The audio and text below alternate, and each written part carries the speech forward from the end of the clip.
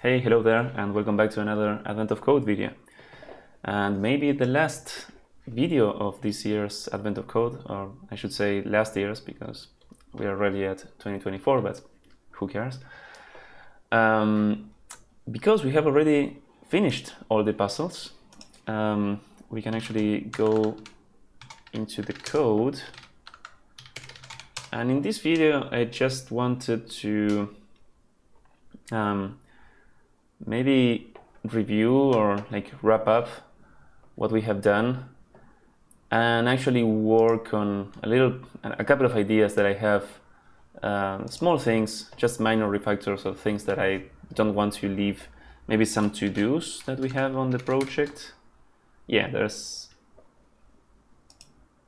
a couple of to-dos that I would like to address. But yeah, before that, just as a kind of a review. Oh, by the way, this last puzzle, the one about the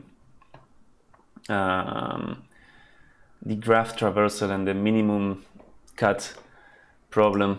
In the last session that I filmed, or that I made a video of, we got to a solution of this thing that was taking like 3 seconds to run.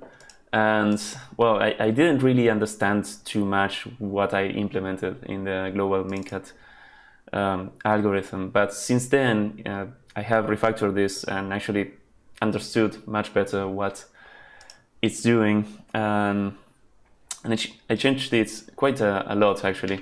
The long story short is that it's now running much faster.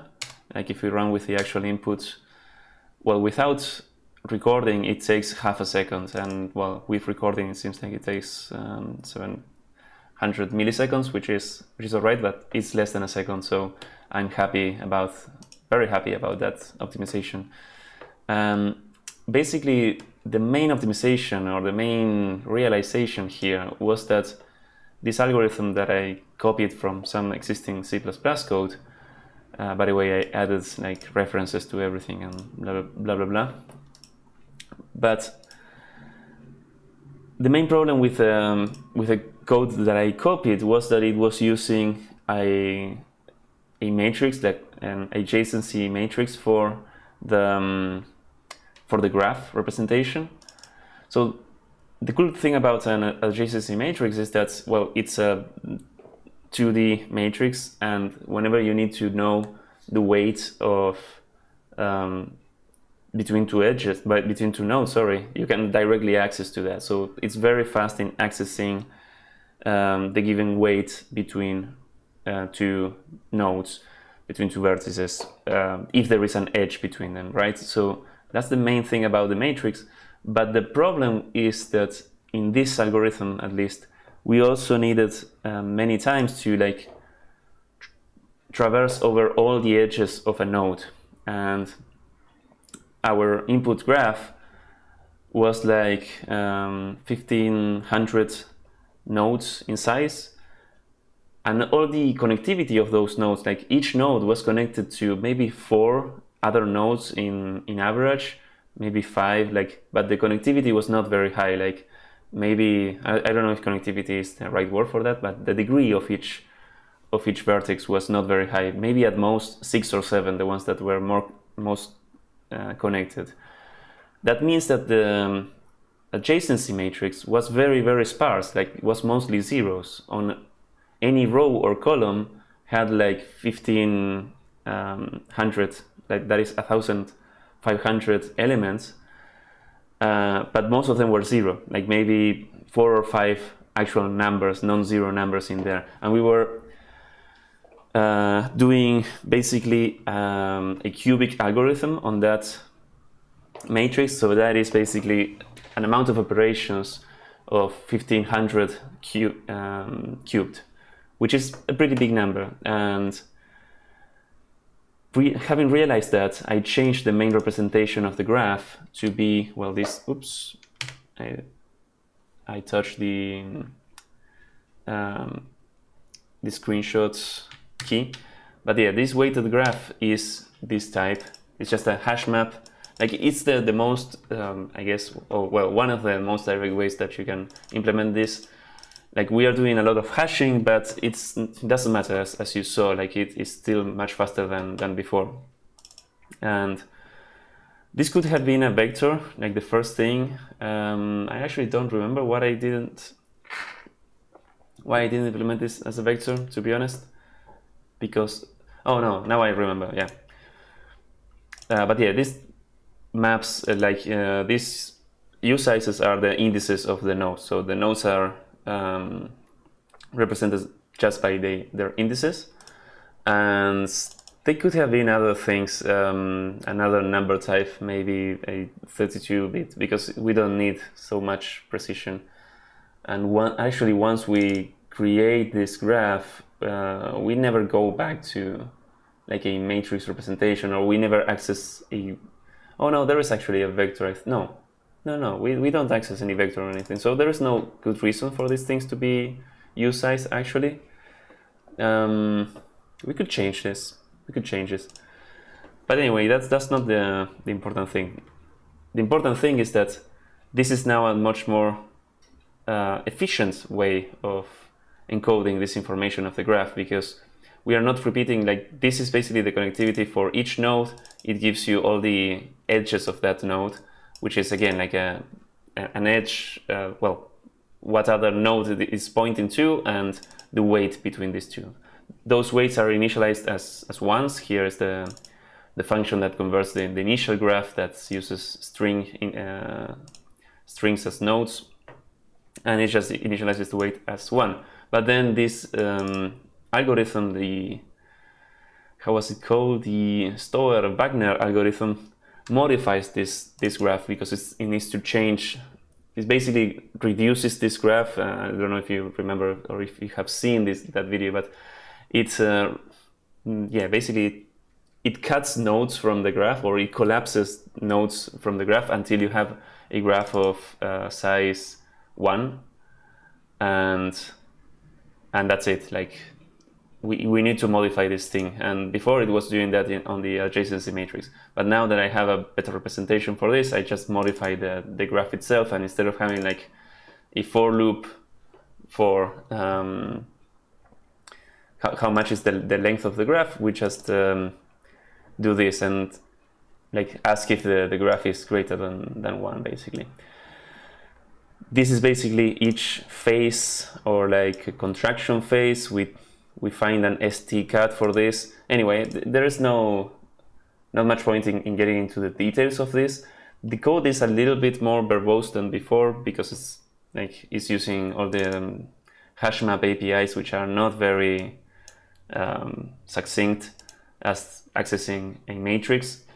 But in my mind, it's a bit more understandable. Oh, and by the way, I also used a priority queue, which comes from a priority queue crate, which is really nice. Rust already comes with a data structure that can implement a priority queue, which is called a mean, or how is it called? Binary heap. Yeah. The problem with a binary heap is that it doesn't let you access a given priority and change it, while this priority queue allows you to do that. So this also basically improves the complexity of the algorithm. Instead of each phase being a quadratic complexity, it changes to be, well, this kind of thing, like a linear times a logarithmic complexity, because this priority queue gives you an amortized cost of logarithmic times for many of the operations that otherwise would be linear, like getting the maximum of the element with the maximum priority in the queue. Anyway, that's it about, yeah, a comment about this thing. Yesterday I spent quite a few hours like working on this, trying to implement it the way I wanted without an adjacency matrix. And in the end, I think that I understood much more about this problem. I understood the code much better, but I didn't record a video out of that, because it was like too much out of my comfort zone. And like I think even though I like recording these videos, I I think I program much better if I'm not recording, so I need to improve on that. So yeah, and by the way, now I'm a bit curious if I can change maybe these identifiers to be something else. The way it's being signed is also maybe questionable, although I am using a minimum, like a very big negative number for kind of a hack here to sort of keep things in the priority queue, but with a very low priority, so they go to the bottom, but they don't get reinserted into the queue. Like this serves an important purpose, which maybe warrants a comment.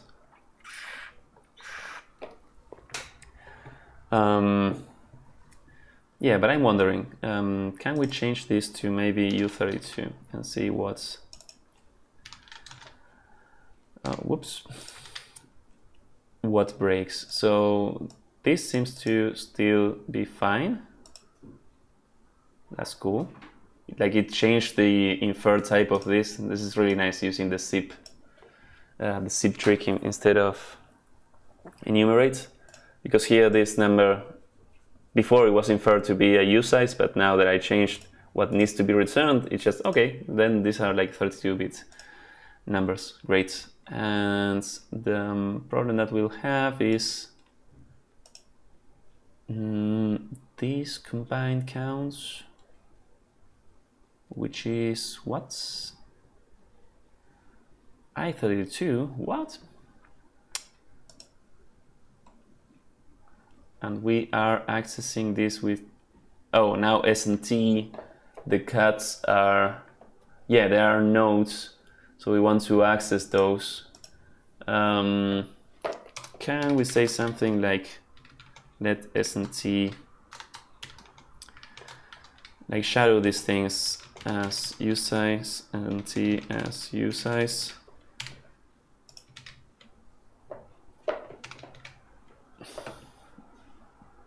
Probably not, because yeah, not really as that. But this combined count is also an interesting thing. Maybe we can do the casting. But yeah, already this seems like not a very good idea to change this, and I have no problem. Yeah, okay. It wasn't that much of a change. Should still be the same. But as you can see, it didn't even improve the runtime. Maybe it got it worse, although that seems to be noise. Or a cold cache or something. But yeah, there's no really points in doing this. Maybe this could warrant a type alias to call it like node or whatever. But yeah, this is just a kind of nitpicky thing that I tend to do, but it's not really important. So what do I want to do in this video actually, besides like reminiscing about the past and how hard were all the last advent of code puzzles, because from day, I think 18 or 19 on, they have all been quite challenging. What I want to do is maybe revisit the goals of this project, let's say. We can see the markdown here of the README maybe rendered. So, okay, I put on the README when beginning this project a couple of goals, and let's think about them and see if we have achieved them. Have fun and learn things is the first goal, and that definitely was achieved. I definitely learned a lot of things, even like graph theory heavy algorithms like the one on day 25, so I'm very glad to having gone through all of these puzzles. Hello, cats.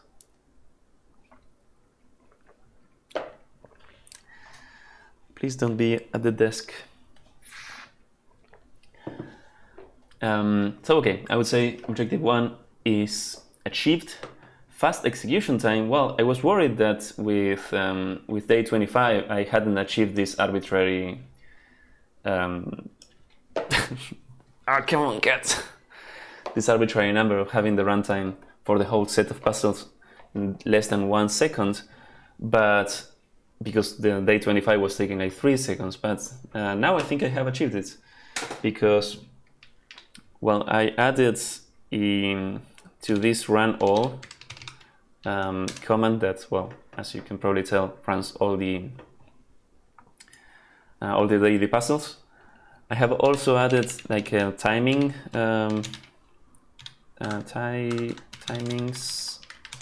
capability, which if you pass that environment variable, it prints the timings of the individual days.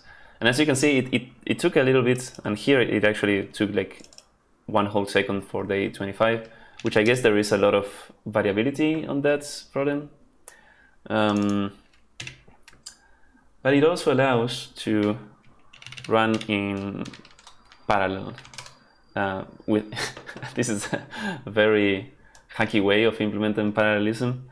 As you can see, like the order of the days is not printed in order. I see that day 25 is now being very variable in time.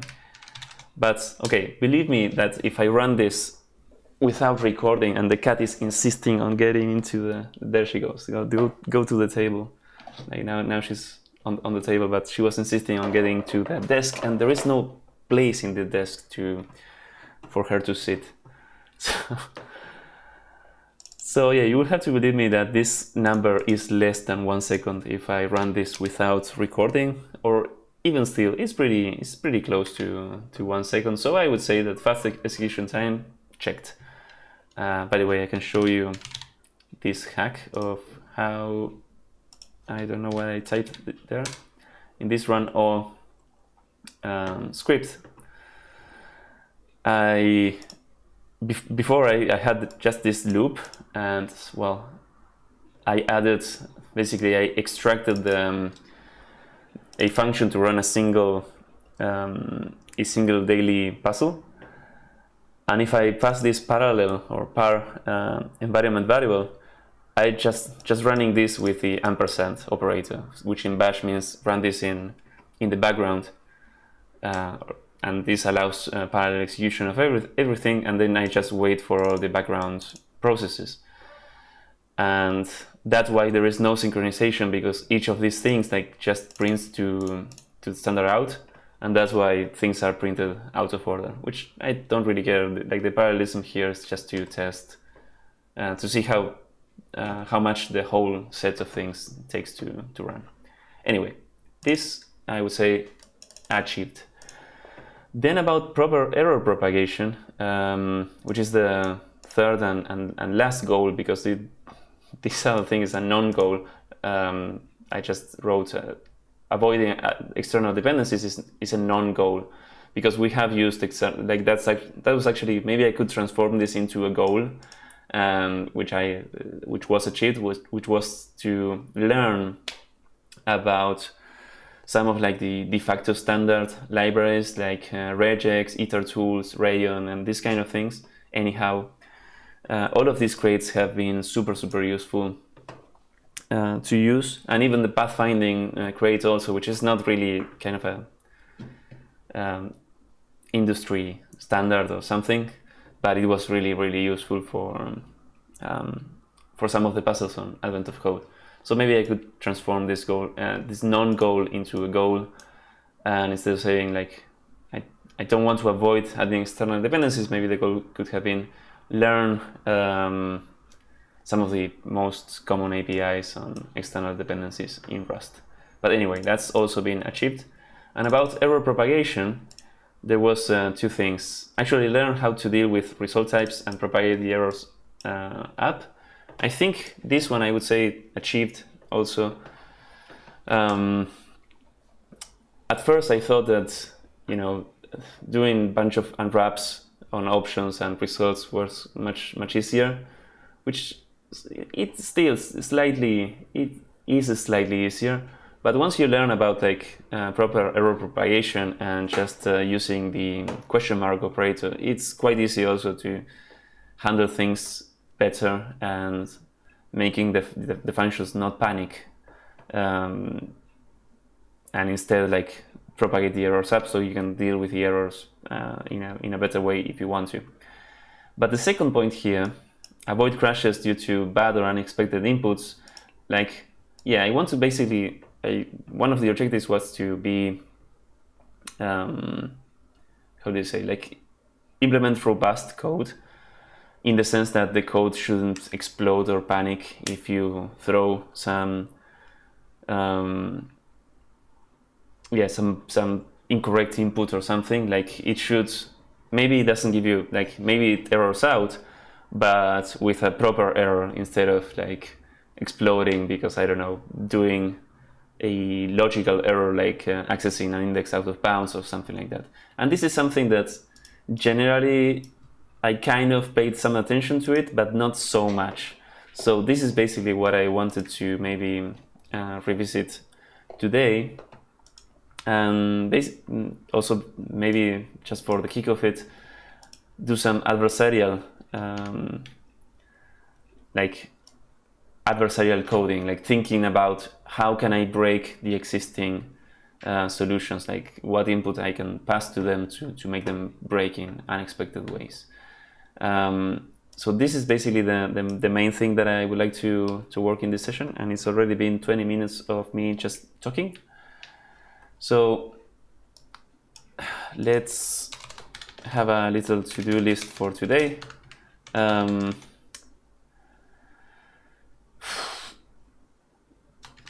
One of the things that I want to do is remove to-dos.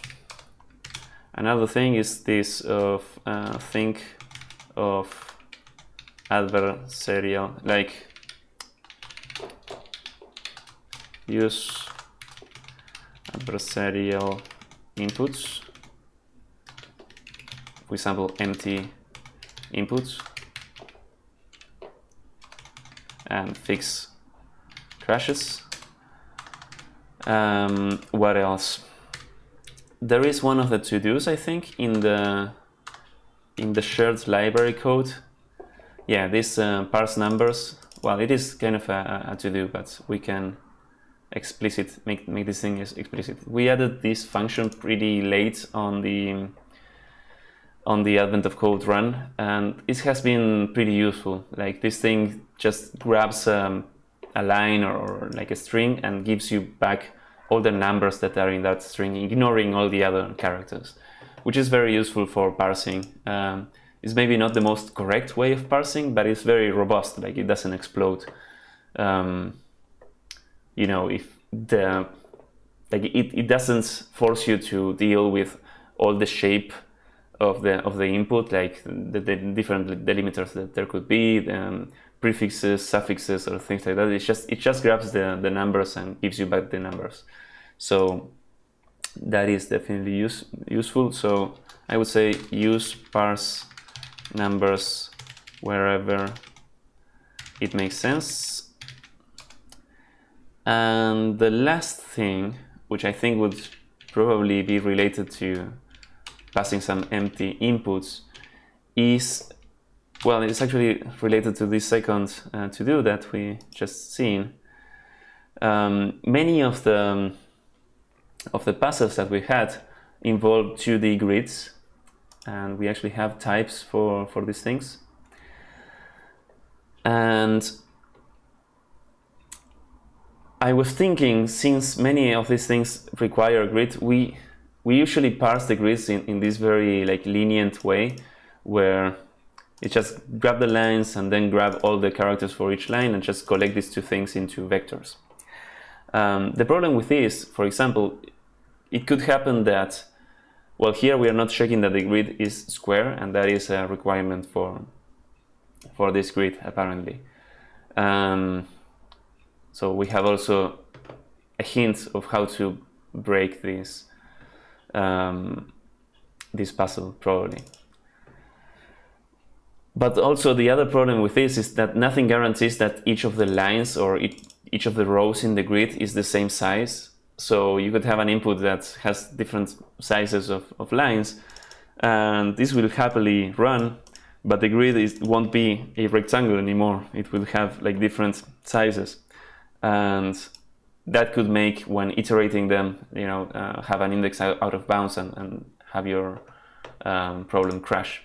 So I think it would be useful to have like a library function, like just as we have like a parse numbers, have another one that says like parse grid and reuse that. So maybe this is a maybe introduce.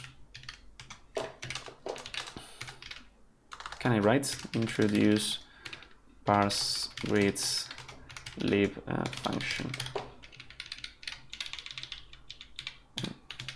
Okay. So that's the plan for today, and 25 minutes in, we can start doing this. So okay, the two to-dos are basically related to this. Maybe the first thing that I could... What is the first thing that I would like to work on? Yeah, maybe let's have an idea of how many of the puzzles break if we pass an empty input. We can do that actually in that run all script that I just showed you. Here we're grabbing the binary file and passing the corresponding input, like the input file for that day. We can change this with this bash ism to just pass an empty string as standard input. And with this, we should be able to just say run all and see. Well, it seems like, oh, okay, so the first one succeeded, and it just said 0, 0, which is fine. Okay, an empty input just gave us 0, 0. The second one didn't explode, didn't panic, but it just printed malformed game line. Like it returned that error from main, and this script, since it has this option error exit, is not continuing to run everything. We could make it continue just for testing things out. So let's run all. Okay, now it's run the 25. Oh, this is interesting. So it's printing the error before the output, and the output is actually empty for day 2. So this day 2 is something that this script prints, but the output of the program, like the Rust program, was empty. So it's just saying empty here instead of putting the error inside of here. Like basically, it's printing the error before the output. We could probably let's do this. Let's redirect standard error to standard output. So this is this would actually have the output to standard output or to standard error, like both of those things. And yeah, okay, it just looks slightly different. No, wait, where is the here? This is the run now. It just says day 2.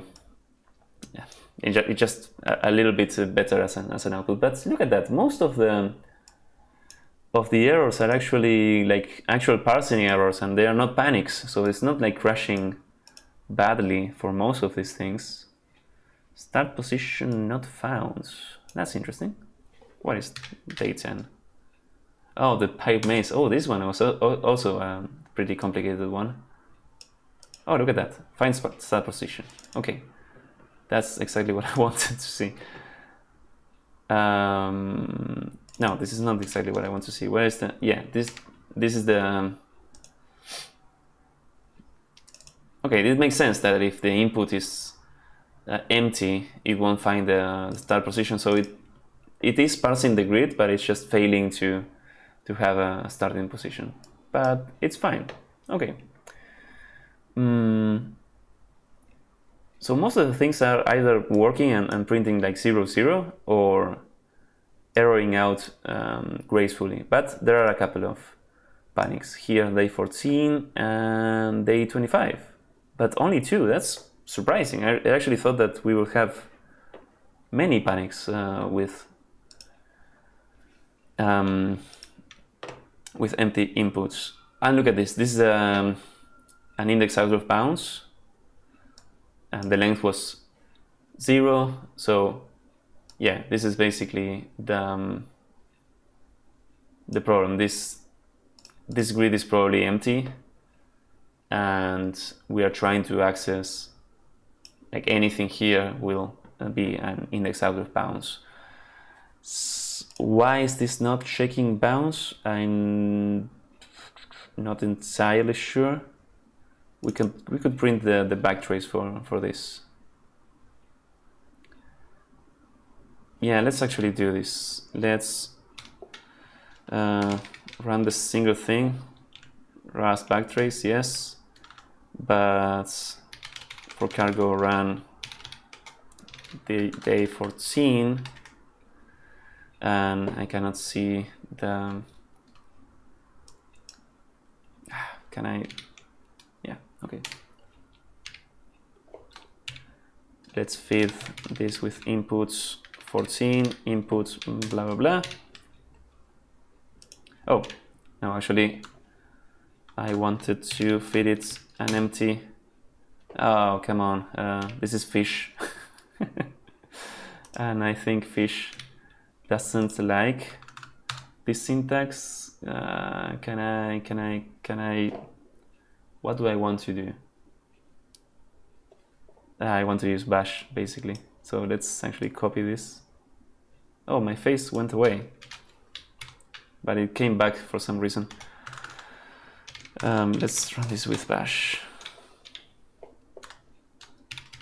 No, just empty. Okay, just wanted to see the backtrace. Is the backtrace any good? Nah. Yeah, here, and okay. Oh, size. Okay, we are assuming that the grid is square, but that's weird, right? If the size is 0, so maybe it's not 0? Oh, maybe this is yeah, maybe let's print what the grid is actually. Grid is gonna be grid. Run the same thing. Yeah, okay, it is kind of empty, but it says, okay, the first row is just, yeah, this is not very right, right? The input was empty, and the generated grid was like the parse grid. This should have either been an empty vector. Yeah, I think that's the only possible, or just error out at the moment of parsing. So okay, that is kind of, I think this is a good place to start our parse grid idea. Yeah, this is actually doing this thing of parsing the grid into. Oh, this is actually the one that had a to-do, and ensuring that the grid is square. That's awesome. That's awesome. So, okay, that's great actually. Ensure that the grid is square. Yeah, let's actually introduce this then. I want to have AOC parse grid, and we're just going to, now how are we going to parse the grid? I'm not sure. Let's just let's just do the simplest thing now. Generate parse grid function. Yeah. Like, I'm not sure if I want all the grids to just be vector of character. Maybe some grids we want to have other type in here. But let's for now assume this thing. This should compile. But what I want to do, do we need this grid? Yeah, I guess it's being used in different places, so it's fine. But since this is already being returned, I think this function already has a return type, we can have that. Now, what we want to have is on the parse grid, I think I would like to return the grid and also return the dimensions of the grid, like the width and height, so that, well, that thing is pretty important to use. Now, I'm not sure if for an empty input, I want this thing to fail or to just return an empty vector. Maybe that would be the best thing to do. And just say width and height are 0 in that case.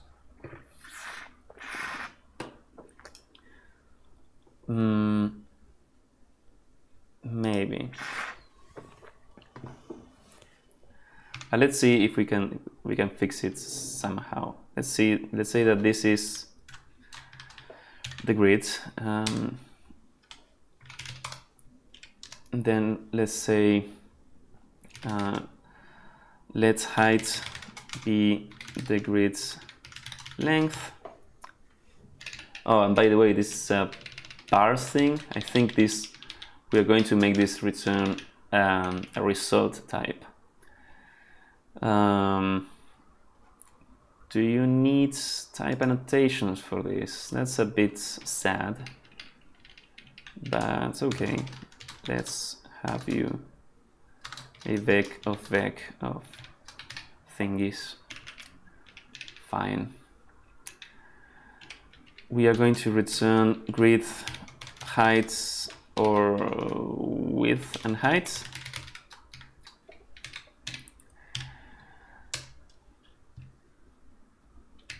So we're going to have these heights, and do we have a guarantee that height is like, I'm not sure if I want to check first the input is empty, like what to do in those cases, because it doesn't make sense to say, okay, the grid is 1 in height and 0 in width. It's like, what? Does that make sense? So if we check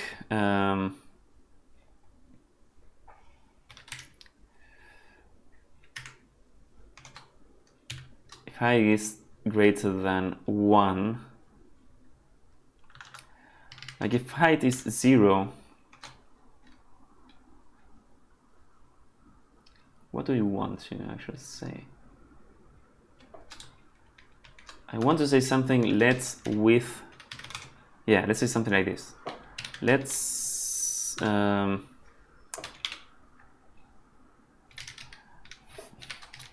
some row be the grid first row, or else we're just going to return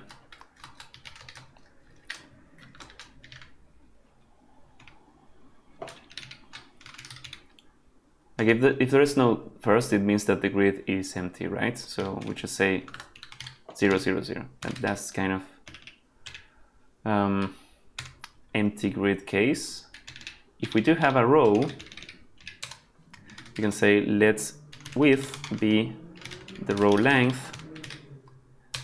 And then I would like to check if every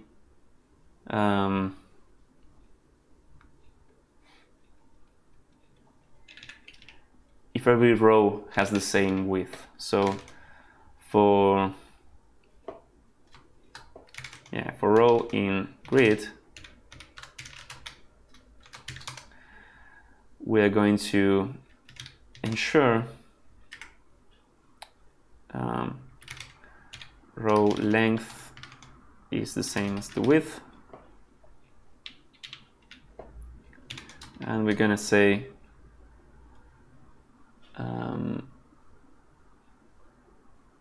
non-square or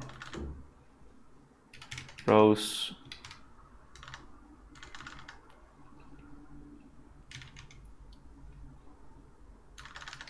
found, I don't know, found row of different width.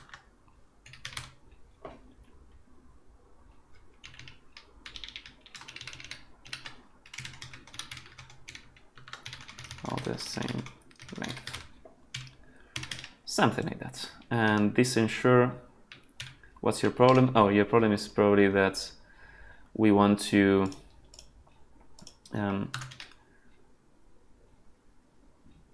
return, I don't know if I want to actually import anyhow like this here, just use anyhow ensure like this probably.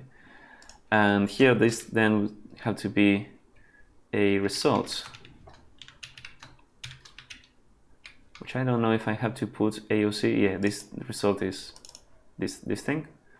So okay, and otherwise we're gonna say okay. And do I want this to be an okay or just bail out and say, hey, empty grid, like make emptiness an error? Maybe that could also be a good idea, but let's see if we can work our way with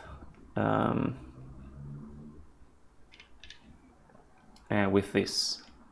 Still, I'm not sure, like this code is not handling the case of empty inputs very gracefully, because I think it's going to return a grid of like width 0 and height 1, and it won't make that much sense. But now that we have parsed the grid, here we wanted to make sure the grid is square. Okay, here we also need to propagate the errors up, so that should be fine. And this is complaining, because we have this now, width and height, and we can now ensure that this is square. I don't know how many grids we have that want to be square. Maybe if we have many, we can have a function that is called like parse square grid and just does this check for us. But for now, let's do anyhow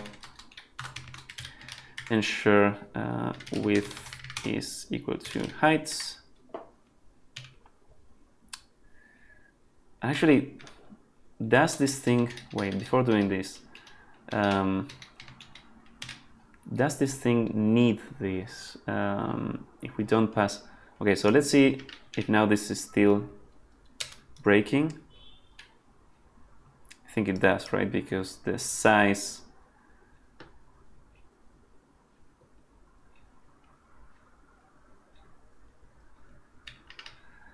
on these functions, it's just taking the size, assuming that the size is equal for both cases, and it's not. So yeah, let's actually do this thing that we wanted to do.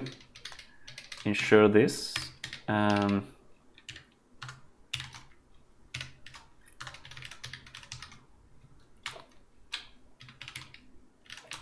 Or must be square. So if we run now, well, we should have, yeah, we now have the error instead of a panic. So yeah, this I think is fine for this case.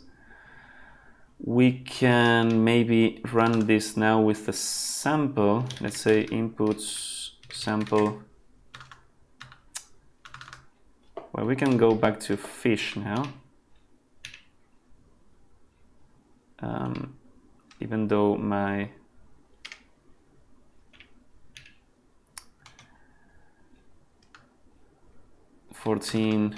sample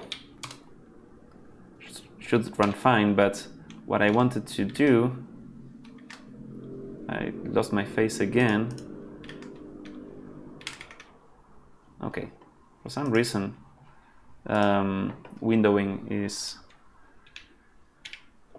working funny. What did I want to do? Oh yeah, I want to also see the other check that we added.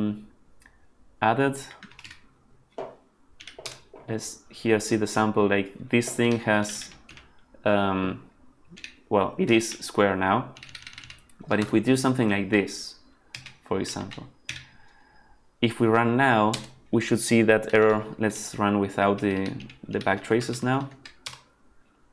Rows must be all the same length. That is the check that we added here, which I think is pretty nice. If we don't have this check and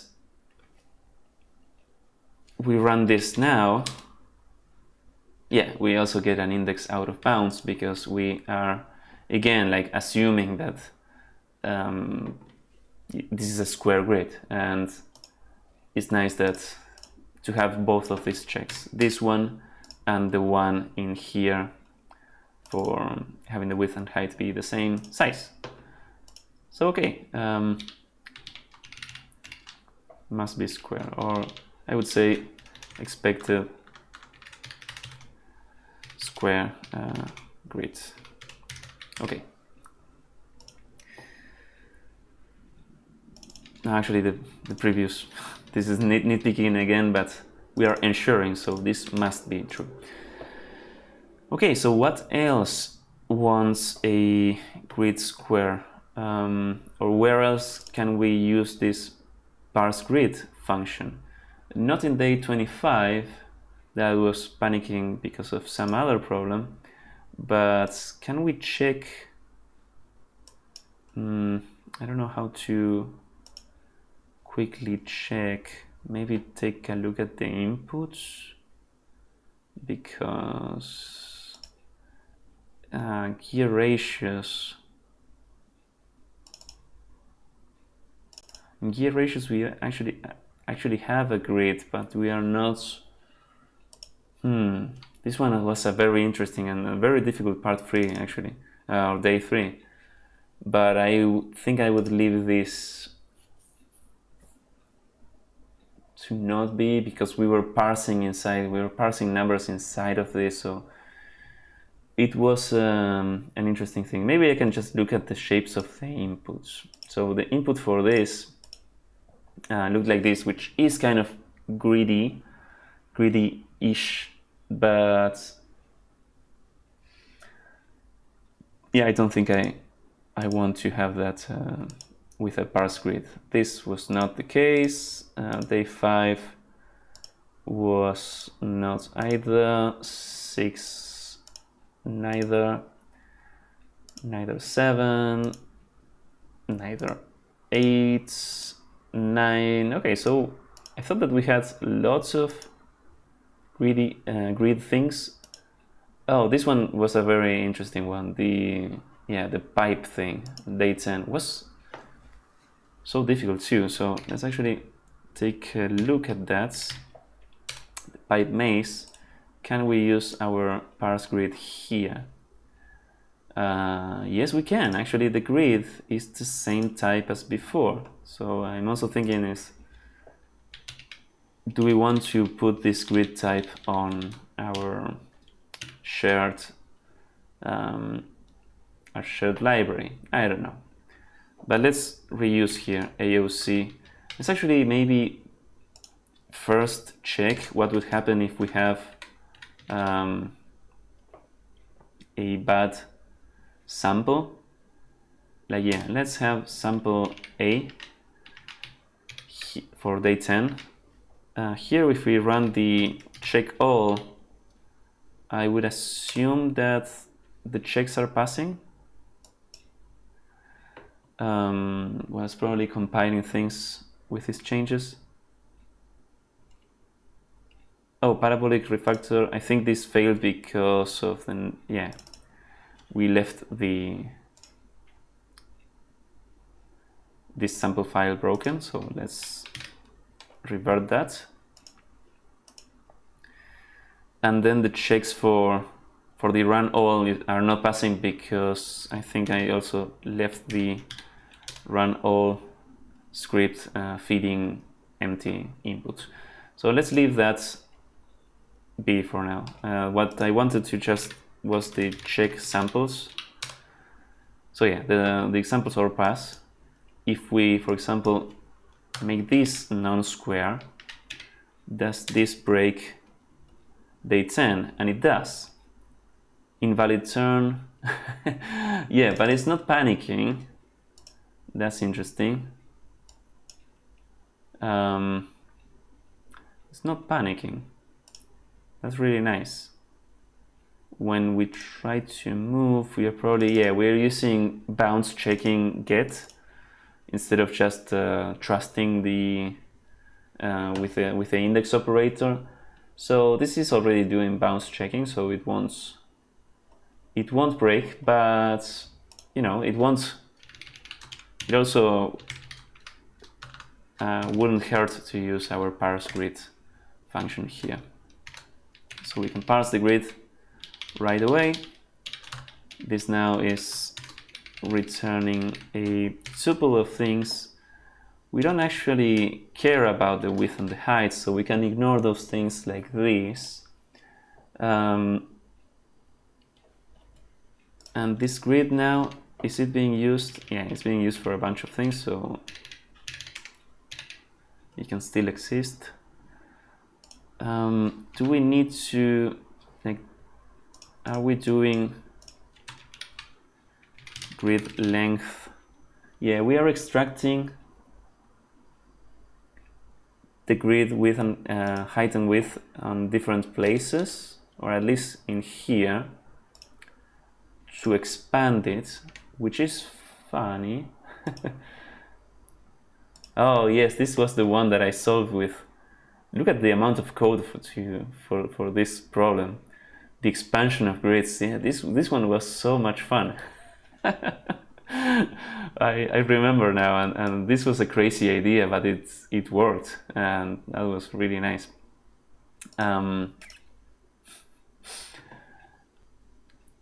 So does it make sense to maybe, am I calling this from the, no, count enclosed tiles. So I'm not calling this from the top, so enclosed count, you know, to maybe receive the width and height here and pass it around, but I think it doesn't make much sense. Here we're using the expanded grid.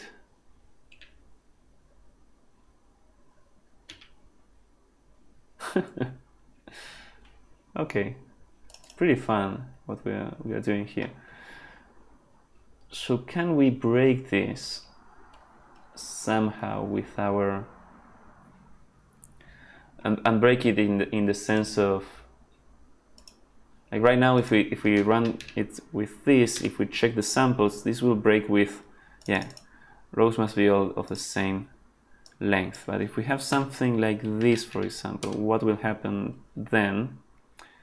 Start position not found. Okay, what if the start position is like this?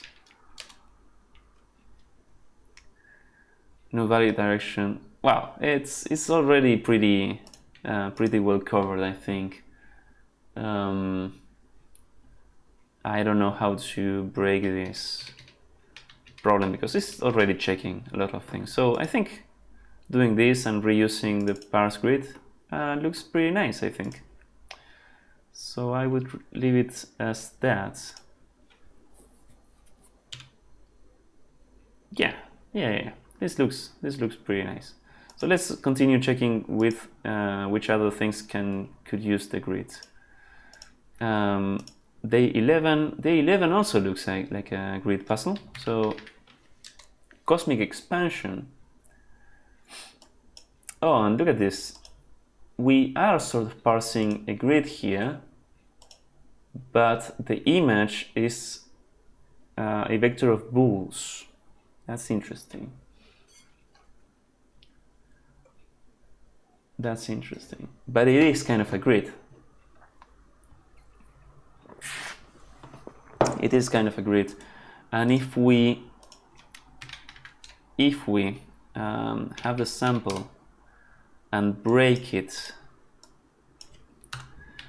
does it break? Sorry, I want to close the sidebar. Well, we can check the samples and see what error do we have. Oh, do we have panic? Yeah. Okay, with this we have an index out of bounds. So this is the kind of thing that we want to avoid and have our like defensive programming or like adversarial programming. So this should not happen. We should be able to use parse grid here, but here the type of the return grid is different. We could parse the grid and then make this transformation in here, I guess. But I think I would prefer to have our parse grid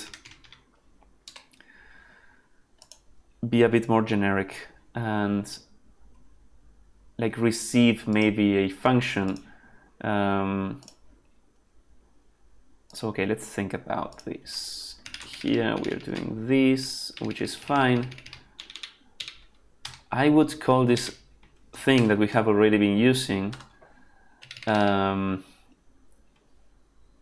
parse char grid. So it's a grid of chars. Yeah. This is what we have already used in day 10 and 14 and I don't know, yeah, those two. Okay, but I would also like to have a more generic parse grid,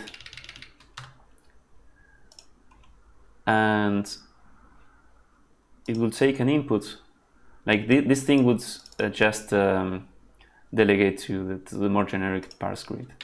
So don't worry about having so much duplication. But the parse grid would take an input and some parametric type t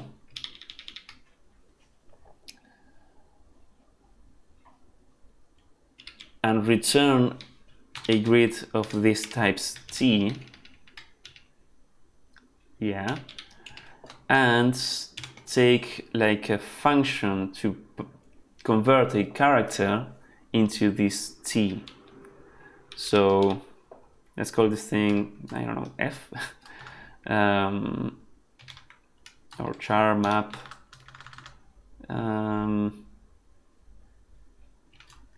Yeah, just have f, which needs to be what? Can we just say an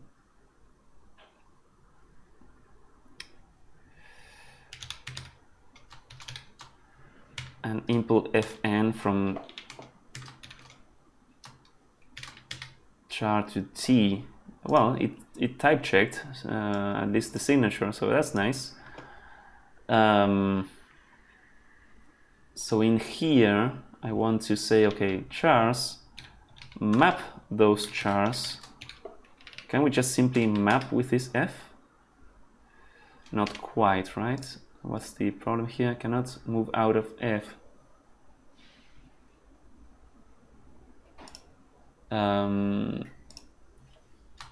Have fn mutes maybe.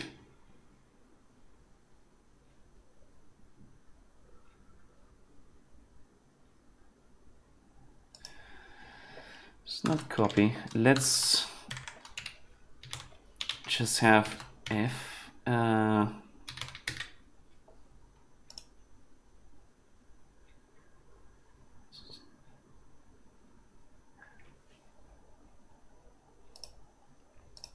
And here we have like the usual problems. Okay, so that is now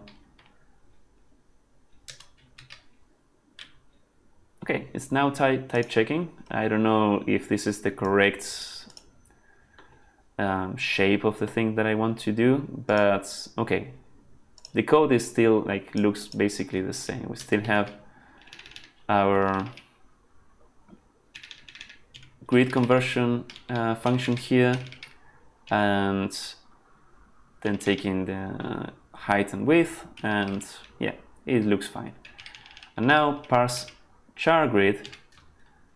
It's basically going to delegate to this parse grid, passing the input, and the function is just going to be the identity function, which I think we can write like this. And look at that, it's not complaining. So do we have, and let's bring this back. If we run now check samples, it takes a while to compile, I guess. But yeah, it seems to, everything seems to be passing. That failure was from the previous run. Great. And now if we do this, well, we should still have the problem because we are not reusing that yet here in the cosmic expansion problem. But now we can call this parse grid with this function basically, which is the mapping function. So all of these should be able to be replaced with AOC parse grid with the input and this function, and the type should be inferred. Yeah, should propagate errors up, and again we don't care about the size. We don't care about the size, although we are using the size in here, but this is fine. This is fine. Well, maybe this is not very fine if the grid is empty. I'm not sure.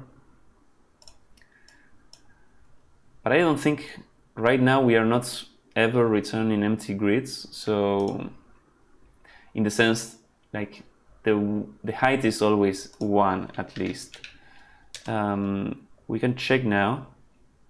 And now it says rows must be all the same length instead of panicking with an index out of bounds. So that's great. And we run now and everything should have passed. Awesome. That's great. We have 3 reuses of this parse grid. Let's see if we can have more on more grid puzzles. This is not a grid puzzle. 13. It's kind of a grid puzzle. This was, oh, the reflections one. So maybe this is having like multiple grids. So let's see. We have patterns, and inside the patterns, I think we sort of have. So what are the patterns? Yeah, look at that. We can probably here use AOC parse grid, although this is not doing any error propagation, which might be a problem.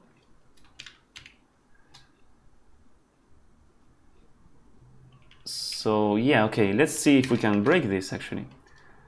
Points of incidence, I want to see the sample. So if we break some of these inputs, and I don't know, for example, is this assuming also that they are square or something like that? Summarize. don't remember what this problem was about.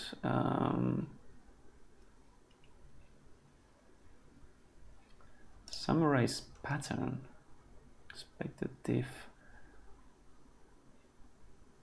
Yeah, I don't remember like what's. I think this was the one that you were finding like reflections on the patterns.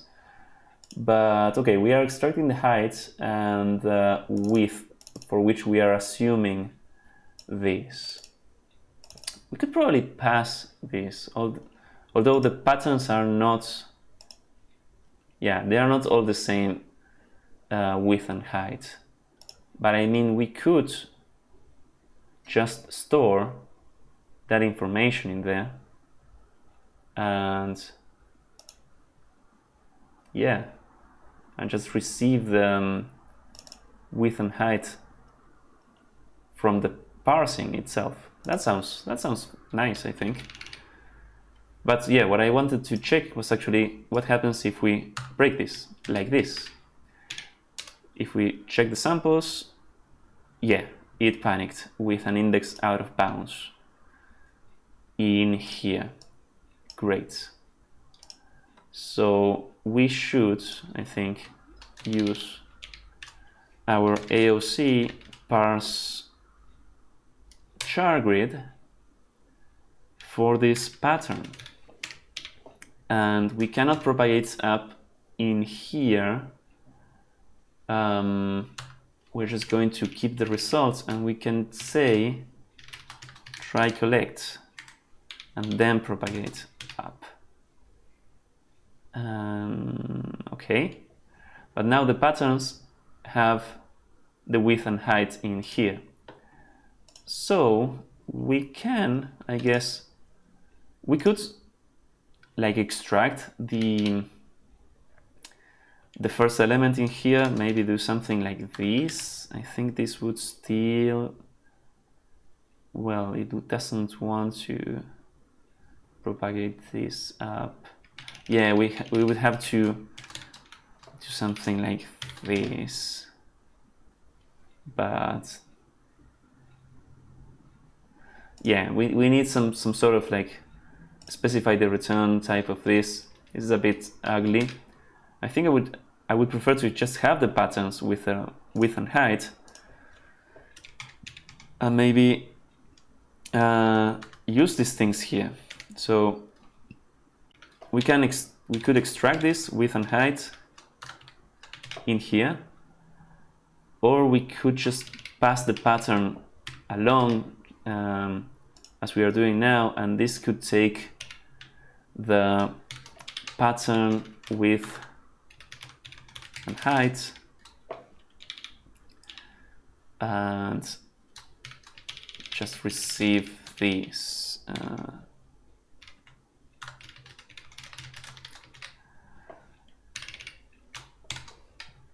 And we wouldn't need this width and height inside of here.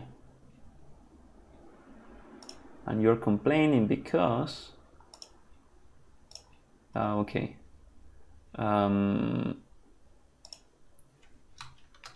Just dereference this. Can't you do this?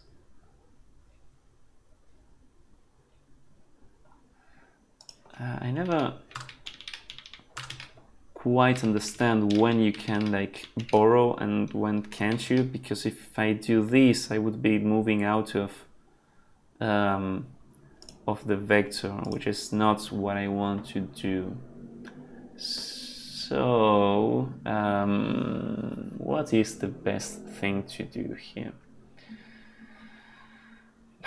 Maybe the mapping, I mean, maybe I could receive these things as separate.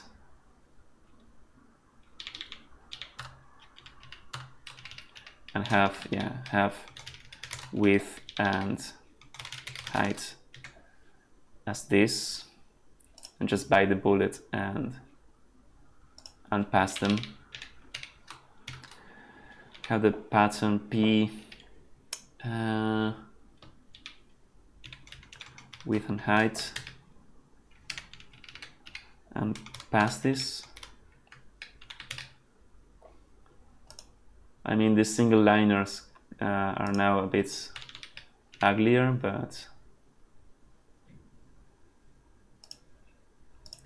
I think here we can actually dereference this, right? Or not? I mean, this is a bit embarrassing. I have been programming in Rust for quite a while and still not really understand why this is like this. Like this mapping. This, if I declare this as this is a reference, yeah. It's a reference to a 3-element tuple. I can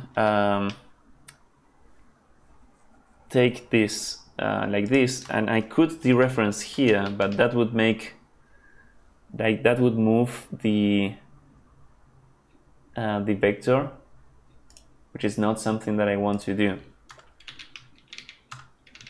We could here pass the vector slice, and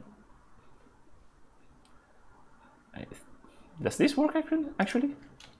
So can we maybe copy the map in here and here pass the expected diff of 1? Probably not, right? Because we are, yeah, we are moving out of the vector. So okay, let's just dereference here the old school way, and here this probably wants to replace with this, which is fine, and this is a bit verbose. Now the Clippy wants to replace this with just receiving a slice, which is fine. We could also like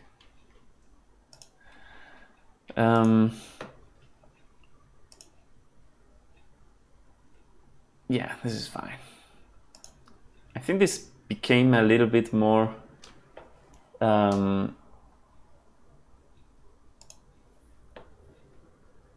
bigger than, or how do I say, like more verbose that I wanted.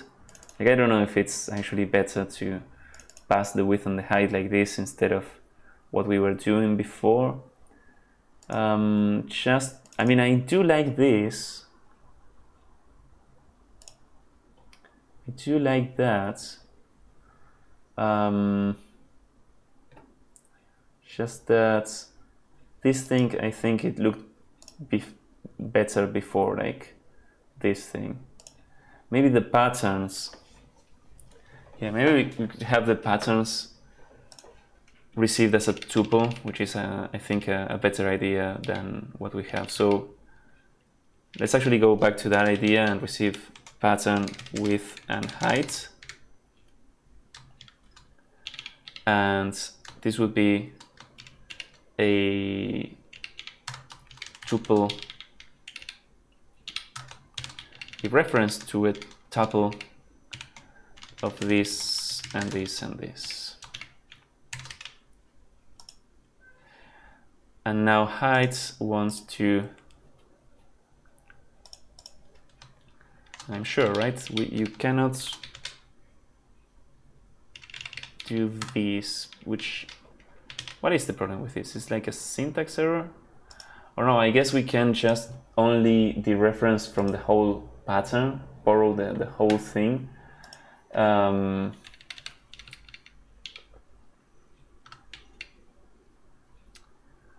So yeah, maybe we can call this thing pattern and have this live here. Oh no, actually I'm like renaming the pattern variable. Okay, let's just dereference where need be. It's not super nice, but it's also not so bad. And let's assume that the optimizer would optimize those away. Must be the same length. Yeah, okay, now it's just complaining about the bad input. That is fine. And if we check now, everything passes. No. Rows must be, oh no, I confused the output. Okay, now it's passing. Great. And if we check all, no, the run all is still broken. Let's actually go back to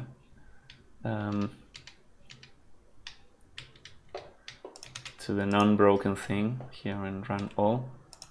And now we can do check all.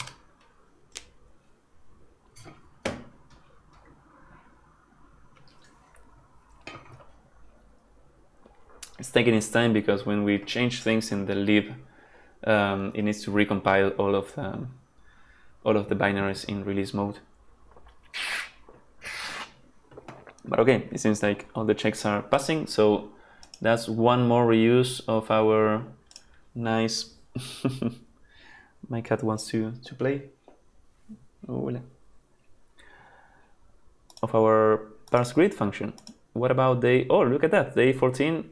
Oh, but this one is one that, yeah, have already converted to that. That's okay.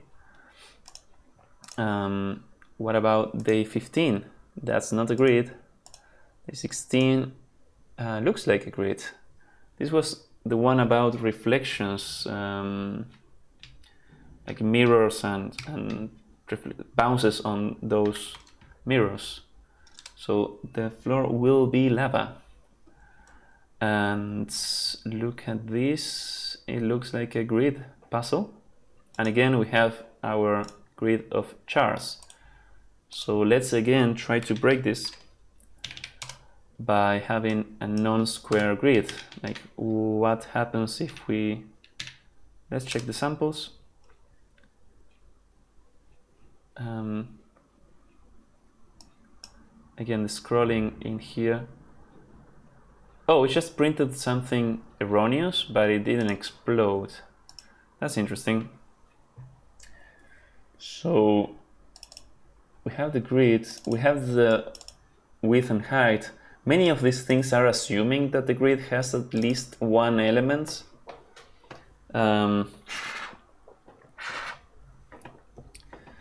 Which is, I don't know, a bit. I feel this is a bit fragile, but I mean, we are always returning a grid with at least one first element. So, and in any case, we could put the check of the empty input in our parse grid. So that's not a problem, I think. And well, it seems like this is not exploding when, which I don't know, it's probably using here, this is the grid, beams grid.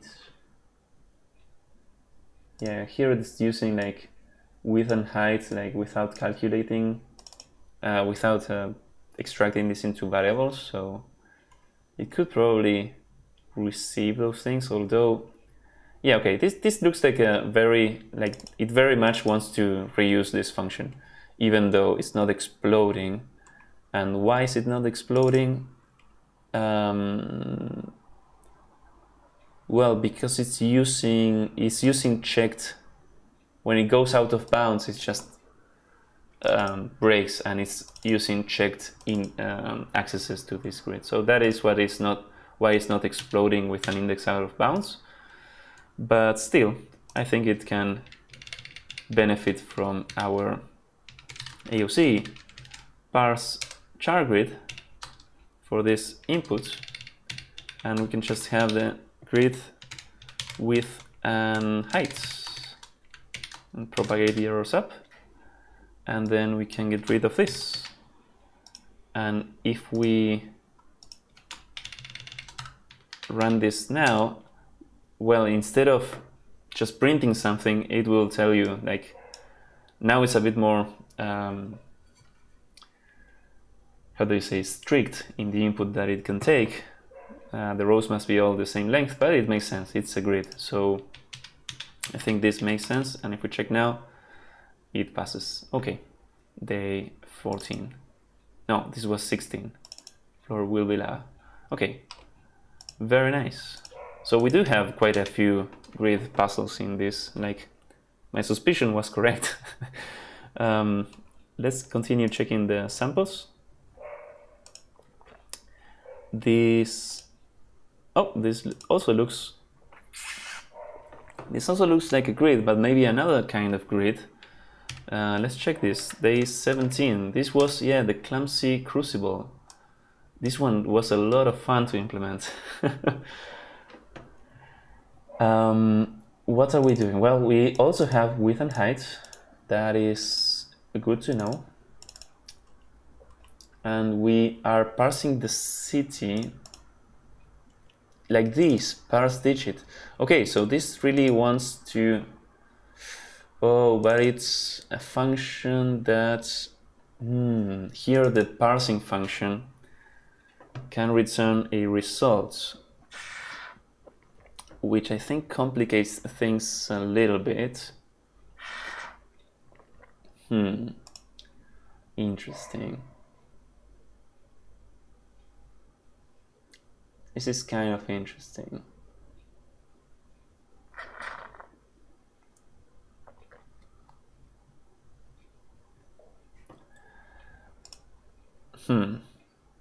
I don't know if it will be easy to... Because this is doing kind of the same thing. We are mapping each line and mapping each character. But instead of collect here, we're using try collect, because this parse digit can fail. Right, and our library function that we introduced, the parse grid, this thing returns a type t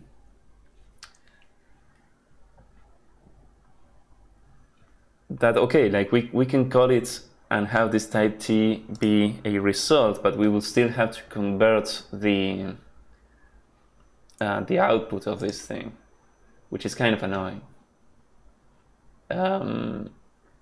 What I'm thinking is, do I want to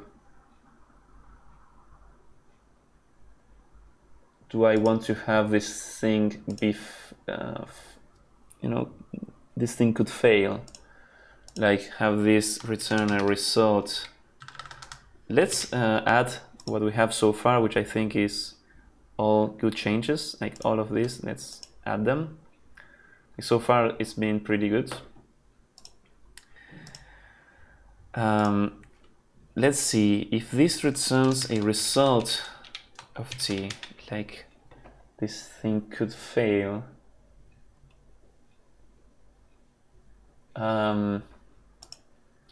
Yeah, we want to propagate results up. So here, instead of collect, I would do something like this: try collect and then try collect at the top. But here the type of results is also something that maybe it's a bit annoying that I'm fixing the type of result, but maybe it's not so annoying. So let's see. We can say try collect and try collect here. I don't know if this is, we propagate up, and here we don't have try collect because it's probably from iter tools. So use iter tools,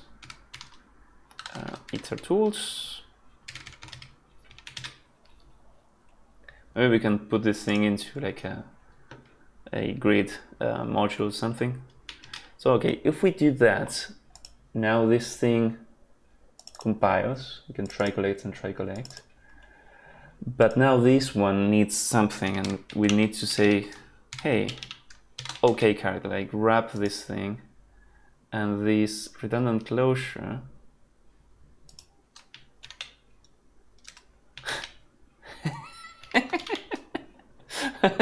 Okay. I haven't thought about that, but it's nice. Input, okay. Okay, that's fine. But this should have broken, yeah, this thing, which I guess we can just say okay, right? Okay of Boolean, and that's fine. And if we do that, can we use this newly fledged parsing thing in here? I think we will be able to, but so far, if we check the samples, do these things still pass? And it has to recompile in debug mode because of changing the lib. But it seems to pass, yes, it seems to work. So it wasn't that bad of a change. Now the function that we are passing, like the mapping function, can fail. Okay. I guess it's sort of makes sense for we can call this thing like parse char. That's what it kind of means. Yeah. And since like the name parse implies that it can fail, so it makes sense that it can return a result. Okay, so clumsy crucibles. Before trying to reuse that, do you fail heavily if your sample is not square? I wonder. I do wonder. So if we check the samples, again, it is taking its time. It does fail, but not in a not with a panic, and this is probably because here the success of, yes, it's also using checked accesses to the grid, to the city grid. So okay, here we are calling this thing grid instead of city. But I think that means that we can use our nice parse grid function. So parse grid with the input, and for parsing each char, we are going to pass this parse digit function. And we propagate errors up. We want to get rid, I think, of width and height, or maybe pass them along to here. I'm not sure. But yeah, this seems to work now. If we check the samples now, it's going to fail because now not all rows are the same size. We can get rid of its tools here, so that's nice. We can go back to how it was before, and yeah, now these things pass. And we have reused our parse grid. So this is very nice, like it's, you know, kind of centralizing the code for parsing grids, which we had repeated for many different puzzles. So can I get rid of some type declarations here? Not like this, but can I maybe inline this? Yeah, look at that. Parse grid. Now it looks a bit better, I think. Yeah. How each character is parsed? Well, like this. Very nice. Very nice. Okay. And will it make sense also to receive the grid, the width and height here? Maybe it does. If we receive width, usize, and oops, and height usize, we can just pass what we got from here. Width and height. Maybe I should just call them W and H. Let's see. Height. Whoops.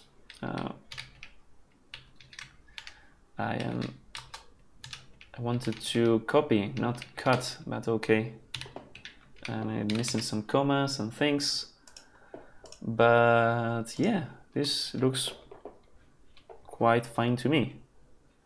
You know what? It could also look nice with like single variable letters for width and height.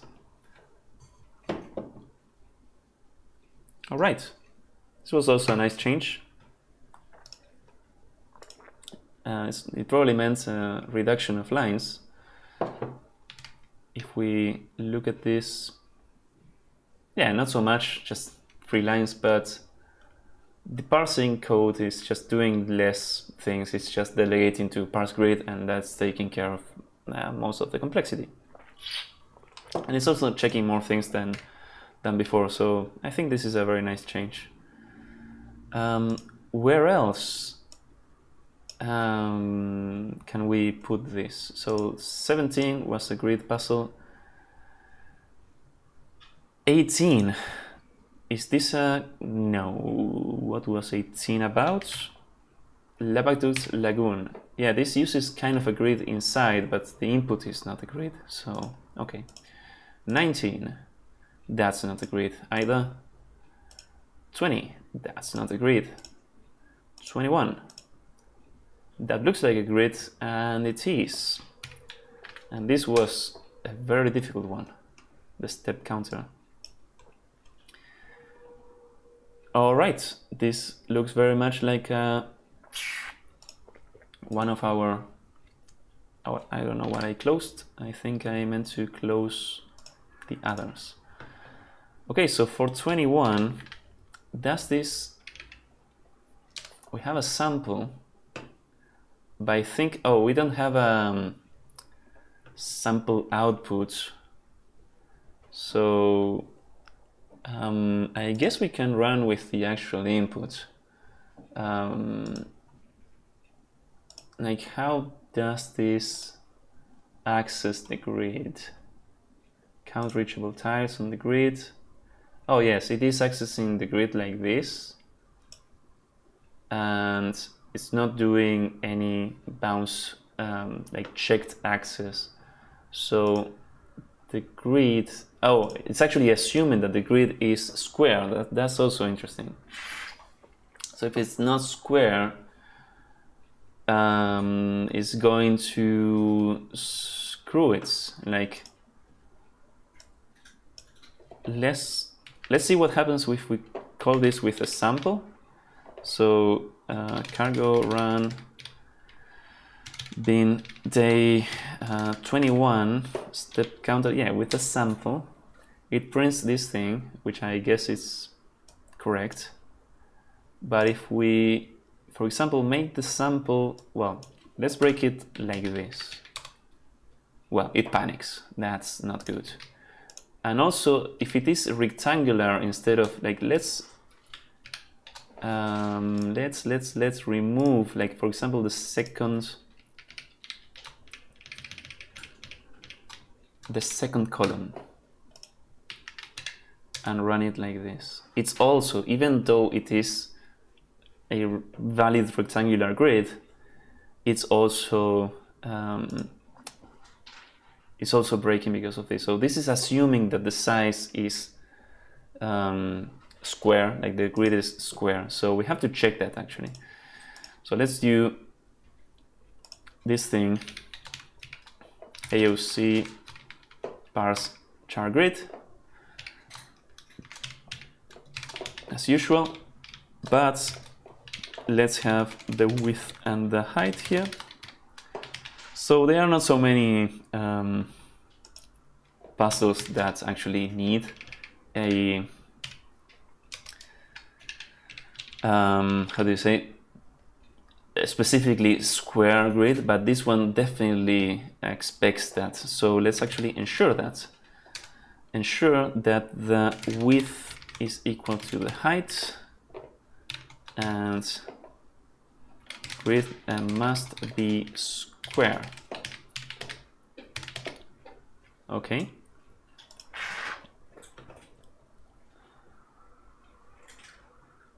And find start position. What does this do? This is kind of stupid because the start position should be just the size divided by by 2, to be honest. Count reachable, extrapolate like the start here. It's like, okay, it's doing this, but I think it can just start position, just kind of should assume that the start is at size divided by 2 and size divided by 2 in this thing, because it must be square and it must start at the center.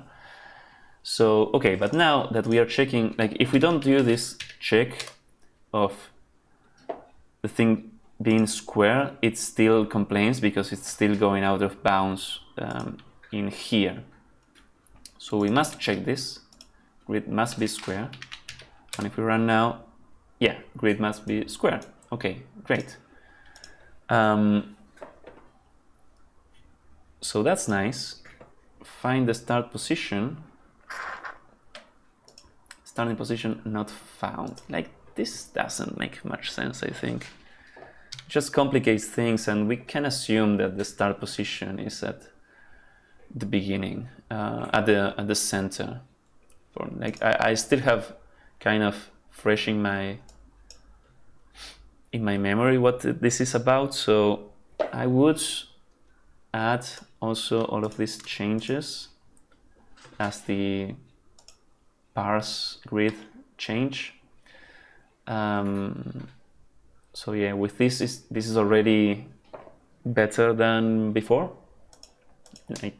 It's a bit more robust. But I will also change this to have, and let's add a simple to do here, and then we are going to get rid of this.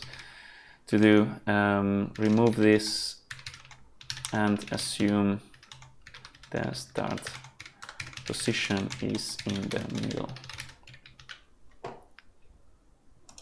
TDD, oh no, to do. Okay, so yeah, we're going to do that later. Okay, let's continue checking possible. Okay, so this actually, if we run like this now, running this with a sample, yeah, it goes back to working, and we can check all the samples. They should all work. Nice.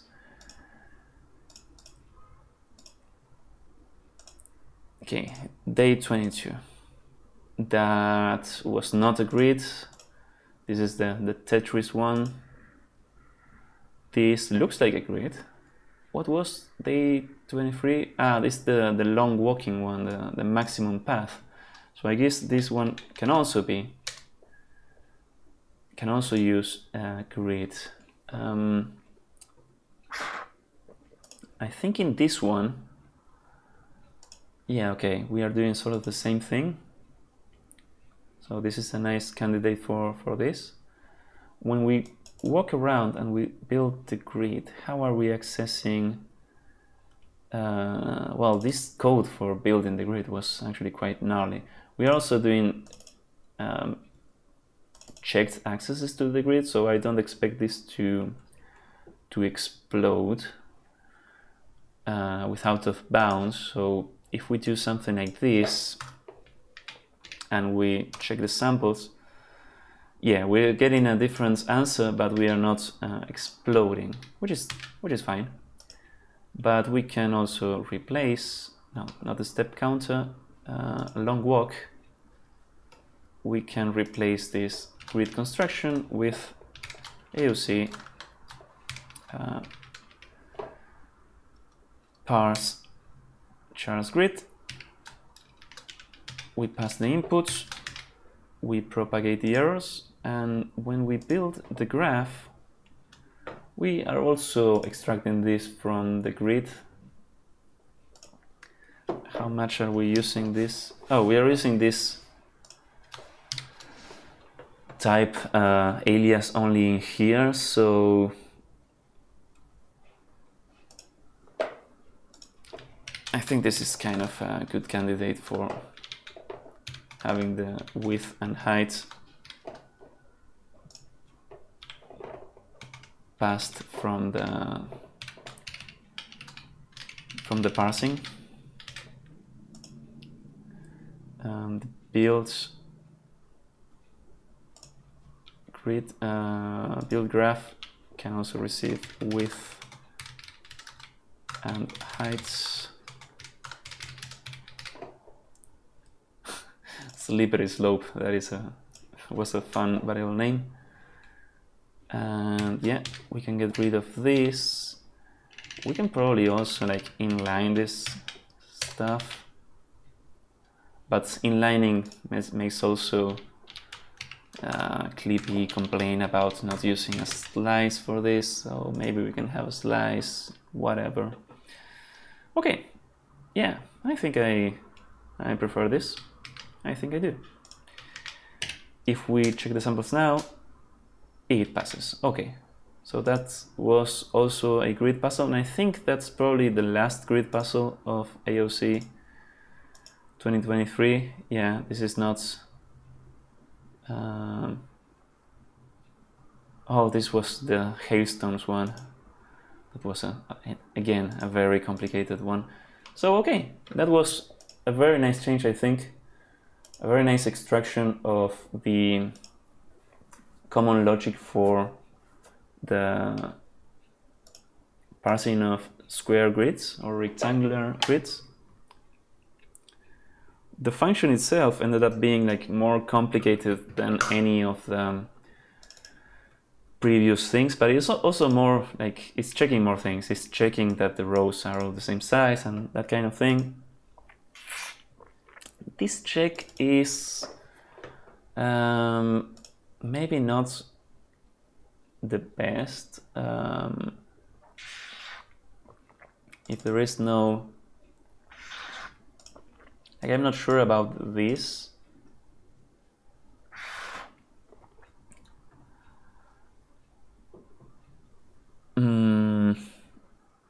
We could also write this some other way, I think. Like, we can just ensure, if we call like ensure anyhow, ensure that the height is greater than 0, and say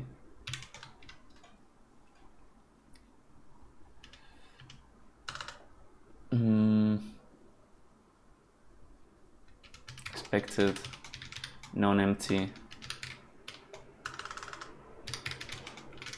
grid, or grid must not be empty. We can then just do grids, which is more similar to what's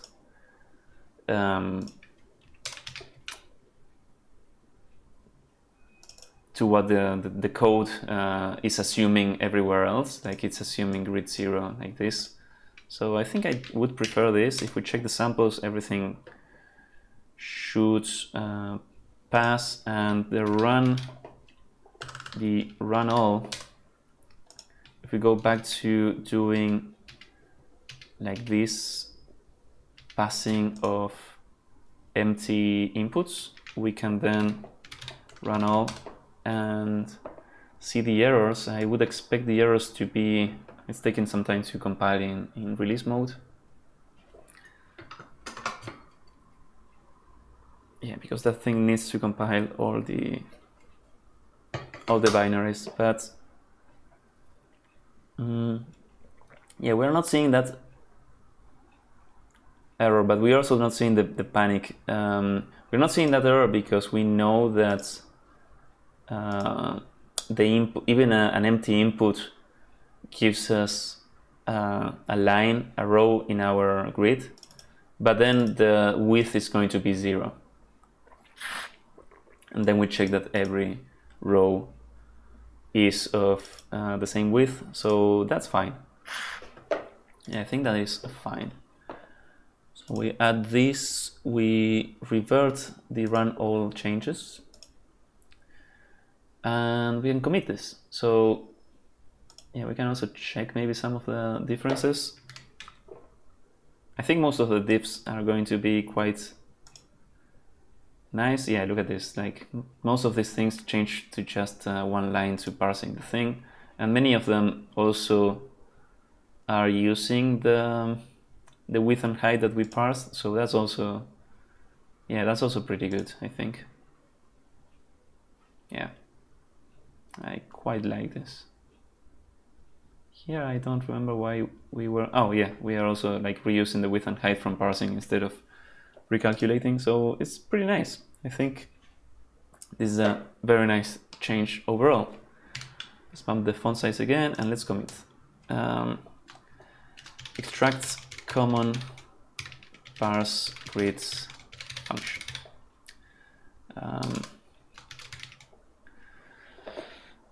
I want to describe why we did this.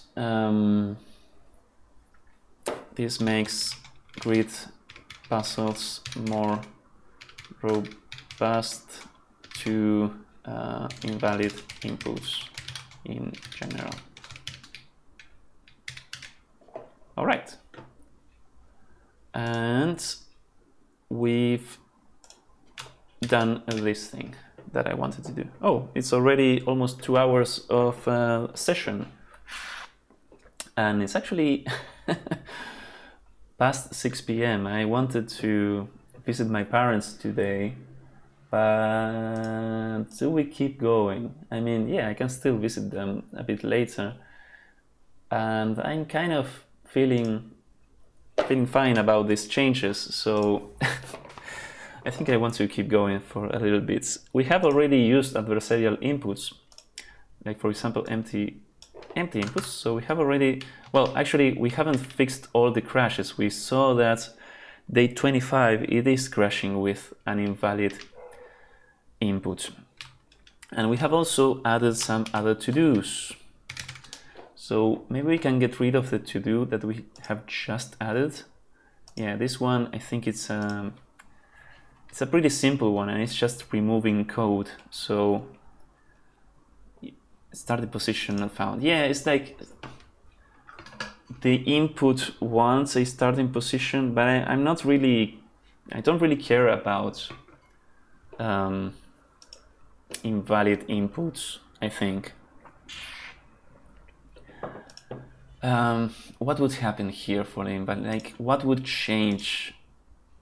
We wouldn't be passing a starting point in here, and we would just be starting at size divided by 2. And here we are ensuring that the grid is also square. So I think, yeah, I think we can just remove this, you know, and assume that the starting position is at the middle of the, because that's, you know, this puzzle really expects that for part 2 to be correct. So I think I'm just going to assume that and not pass the starting position in here or here, and then not pass the starting position in here or, well, I don't know where else. Let's remove these things and see what happens. Yeah, remove and remove. This thing doesn't use the start for anything else, so that's fine. And this can assume that the start is at size divided by 2 and size divided by 2. And if we do that, because we don't have an end, so that's fine. We can say start is this, and look at that, we are not even using our point alias. The grid alias, well, it's being used twice, so maybe it's justified. We got rid of some unused imports, and since we got rid of that, I think we can also get rid of this import. just use anyhow ensure like that. And okay, and we don't even need to check if in the middle of the grid, like here at this start position, there is an S. I think we don't need to do that. If we check the samples, this pass, we can even check all and see if the solutions, it's still giving the same answers as before, and this is just a simplification of the code. It's assuming that the start position is at the beginning. And yeah, this is a nice reduction of unnecessary code. We're just assuming that we are starting at the beginning. Okay, let's commit this as a separate thing. Day 21, assume starting position is in the middle of the grid. All right. Great, that was a removal of one more to-do. And there is another to-do, to remove. If we search for this, to-do, well, removes to-dos, yeah. But the other one is this, to reuse this parse number in other daily solutions. I want to do this also in whatever puzzle that it makes sense to use. And I think there are still a couple of them that have numeric inputs as their input. So let's again revisit. I should have done this before, but okay. Day 1 is not one of those. Day 2, maybe? I'm not sure, probably not, because this thing has a pretty complex parsing logic. We could extract this, but we also need the names, I think. So yeah, this is one of those parsing that delegates to everything else. So I don't think that's when we are, let's look for parse here. Yeah, here we are parsing the numbers, but we are not parsing like a list of numbers right away, and we are matching the color, so this doesn't look like a good candidate for the parse numbers. This one was a very interesting one. Yeah, it's not also a good candidate for that. We are also parsing numbers here, but not just as a list, and it was very important to keep track of the start and the end of each number, so maybe we don't have many uses of it. Oh, this one is definitely a good candidate for parsing using the parse numbers function. So what do we do here? Parse card and try collect, and inside of parse card, yeah, we have left and right. We are splitting by this, and then we do kind of the same that parse numbers is doing. We are splitting by white space and then trying to parse. So yeah, this looks very much like a good candidate for our parse numbers. Although, what are these things? Oh, these are hash sets, not just vectors like this thing returns. So I have already considered this thing returning an iterator, but it wouldn't return an iterator of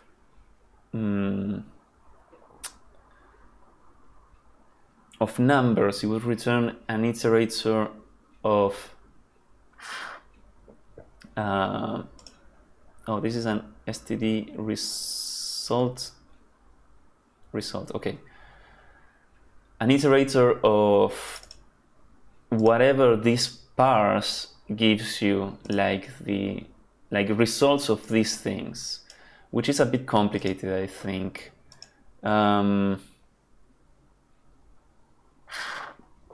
So yeah, the way that this could be converted, but I'm not sure. I'm not sure if it's a very good use case for this.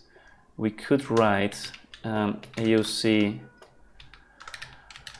parse numbers for the left and for the right, then propagate any error up. But these are vectors, and we would have to convert the vectors into hash sets. Okay, but then we don't need the try collect, right? We could do, for example, hash set from iter and do this, right? Yeah, it's not much better than before, but it's also not much worse, and we are kind of delegating the logic to this. So I wouldn't be mad about this. Yeah, this is fine. Another way of writing the same thing could be to say, let's compare and contrast, would be to say, okay, this thing, then into iter and then collect, which I think is fine, but it's not more readable than before, so I would just leave this hash set from iter and make more explicit. Is quite fine, I think. If this thing would return an iterator, okay, let's see if we have more cases where we could have an iterator and avoid an extra allocation for this. But did I change anything on the lib for this? Oh, I just removed the to do and it had to recompile. But okay, it seems, I think this is fine. Yeah, I don't know if it makes sense to, like, if we have many cases of this thing, where we would prefer to have an iterator, this thing return an iterator instead of a vector. Maybe we can extract a parse numbers iter or something like that. But I think that will really complicate. I think I have already tried to do that once, and it really complicates the signature of this thing. And already the signature is not the easiest thing possible, so, or the simplest thing possible, so I don't want to complicate it even more. Let's check other inputs. Well, this one also looks like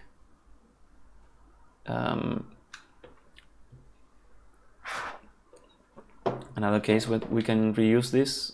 These are like list of 3 numbers.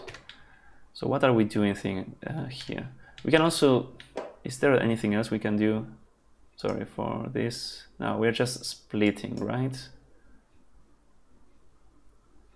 Yeah, it's fine. It's fine. Okay, let's check number 5. How are we parsing this? Oh, we are already here. And look at that. We are already parsing into a vector and then doing this try into.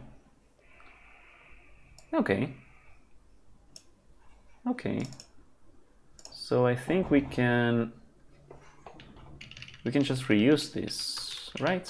We can just say AOC parse numbers for this line, propagate errors up. We don't need to declare this type. And yeah, we can even maybe inline this variable. Although it's not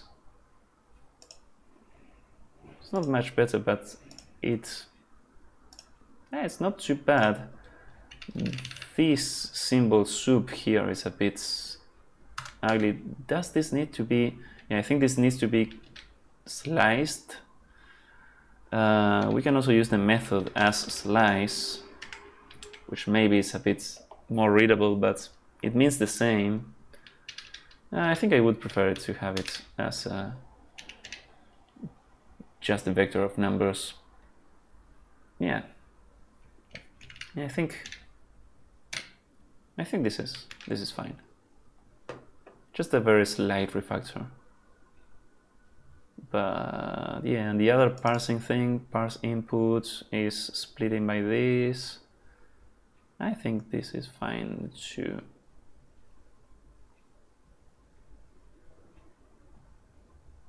Wait, the seeds. This is also right. It's parsing into, yeah, a vector of numbers. So this is delegating to parse map, and this is delegating again to range parse. So okay. A bit weird, the amount of delegation here. This is only used here, right? Okay.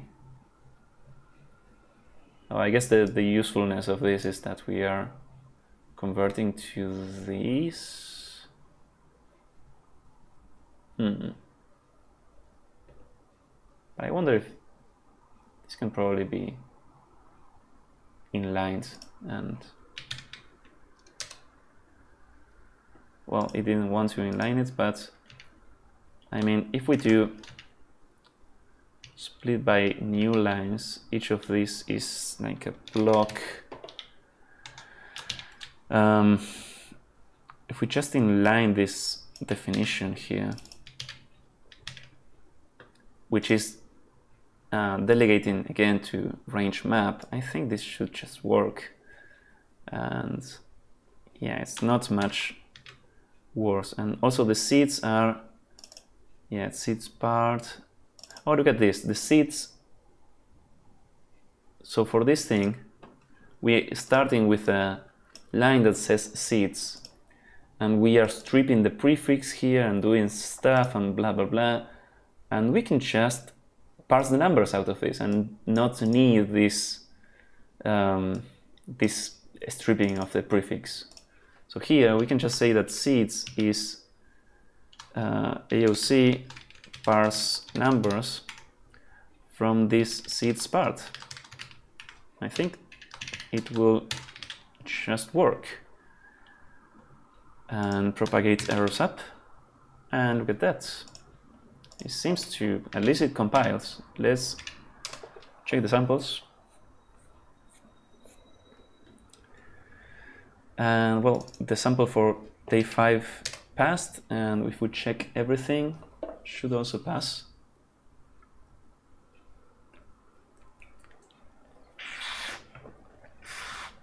Let me quickly check if I have some messages. Do not disturb, turn off.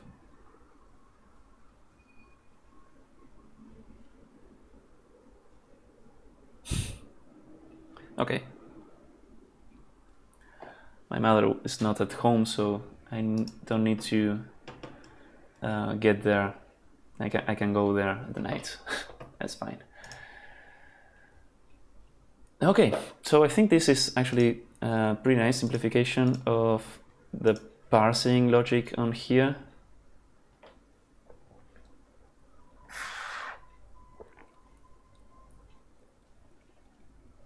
Yeah, we're skipping the first line.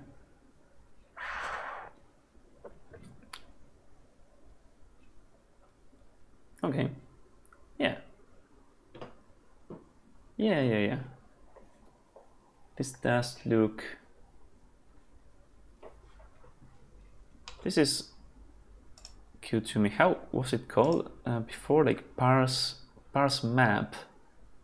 Sure, but yeah, it's basically the same thing that we are doing here. I think I prefer everything in lines like this. And we also, like, this is also like the power of these parse numbers. Before we were doing this stripping of prefixes and things like that, and now it's just, yeah, parse the numbers in the first line and it just works.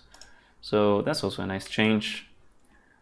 This is something that I wanted to do for a long time, like reusing this parse numbers function. And look at this. This also looks like we can just use parse numbers here and here. Let's take a look at, and the actual input on this one had more numbers, right? Yeah, it's just the same but with more numbers. So let's check day 6. Wait for it. So what were we doing here? oh, look at this. We can definitely get rid of some prefixes here. Times and distances, yeah, this really wants to be parse numbers. Reuse again. Oh, the difference in this one. Oh, this one was very interesting. Was that on part 2, these numbers were like we just joined them and we parsed them as a single number. So maybe here we still want to strip the prefix of this. Probably. But I'm pretty sure that at least for this thing, we can reuse our AOC. So okay, let's do a multi-cursor editing here. AOC parse numbers for these strings, and then why are you not going to the end of the line? That was weird. The wrapping was messing it up. Okay, so now the lines become much easier, and actually I think we can probably get rid of these types annotations. Yeah, look at that. Much better. Times and distances. And then we have times zipped with different distances, and we do this thing, ways to beat records.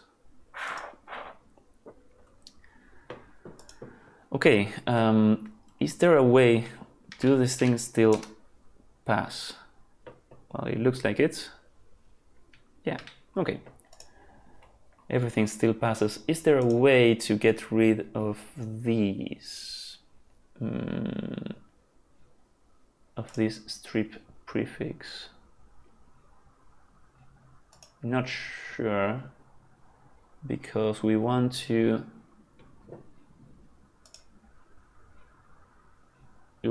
then, yeah, do this global replace here and parse each of these as a single.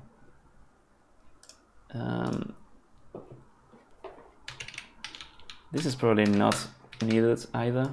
Yeah, okay.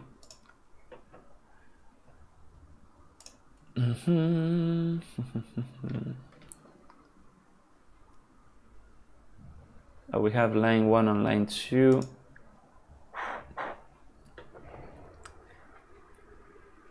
Yeah, maybe what we can do here is we're using this collect tuple.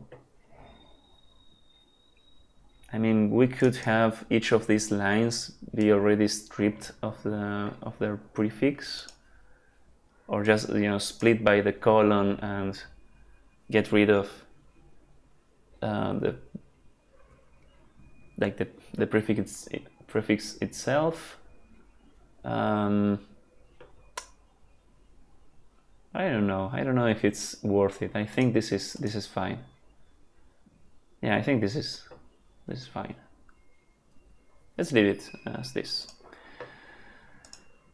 Okay, let's keep checking if there is more candidates for the parse numbers. This is only one number for each line, so probably not. Or let's check the code, but I don't think so. Yeah, we are splitting by space. Oh, this was a very nice one, I remember now. These are hands of cards. Yeah, this one was a very fun one. But yeah, the bit we are just parsing as a number, so there's no need for that.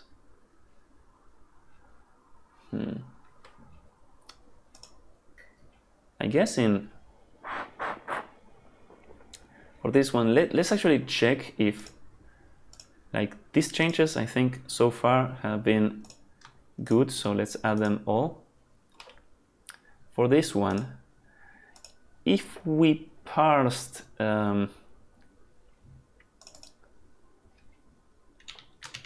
like line 1 and line 2 here, right? We could have this without the strip. And then what if we did in part 2 just get these times, join them together, and then parse them as a single number. We could do that. It would be like times. We can do join, but the problem of doing join like this is that the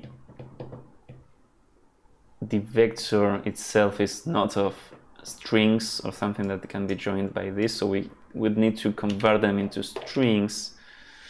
Maybe we can do something like iterate and just say map these things with, what was your type? U64. U64 to string, then join these strings and then parse. Would this work? You don't like this because borrow.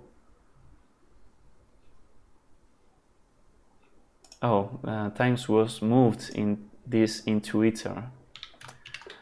Well, let's not move it. Let's just take a reference to this. And here probably we're also moving this one. But this is not too worse than before. We're just iterating, converting into string. Like this is probably also better to write as t to string. Yeah, it's a bit more readable. Then we join those strings and we parse it again as a number. So yeah, I think this is actually kind of the same that we were doing before, but we don't need to strip anything. So this would be the record distance, kind of do the same. So distances, iter, map, d to string, and then just join and parse. And here again, distances has been moved because we are passing this in here, but we can probably do something like this. And we can dereference here and here. Great. And now we don't need this splitting. I think that's great, actually. Times and distances, yeah, and then we just join those times and distances. I would like to have this be, I don't know if itertools has, do you have a join or something? Oh, look at that. Yeah. That's kind of what I want. It expects an iterable. What is an iterable? Yeah, I think that can be turned into, yeah, that's exactly what I want, itertools. So thank you. That should also simplify this. Let's join with itertools join. Join the times with an empty string. And it should get rid of all of this. Is this the same as before? Yeah, that's much better. Let's do the same with distances then. Join distances. Oh, itertools is so nice. It's so nice. And do all the checks still pass? It looks like, yeah, awesome. So this is a very nice simplification. Let's look at the changes. Yeah, it's just so much better. Not too many lines less, but it's just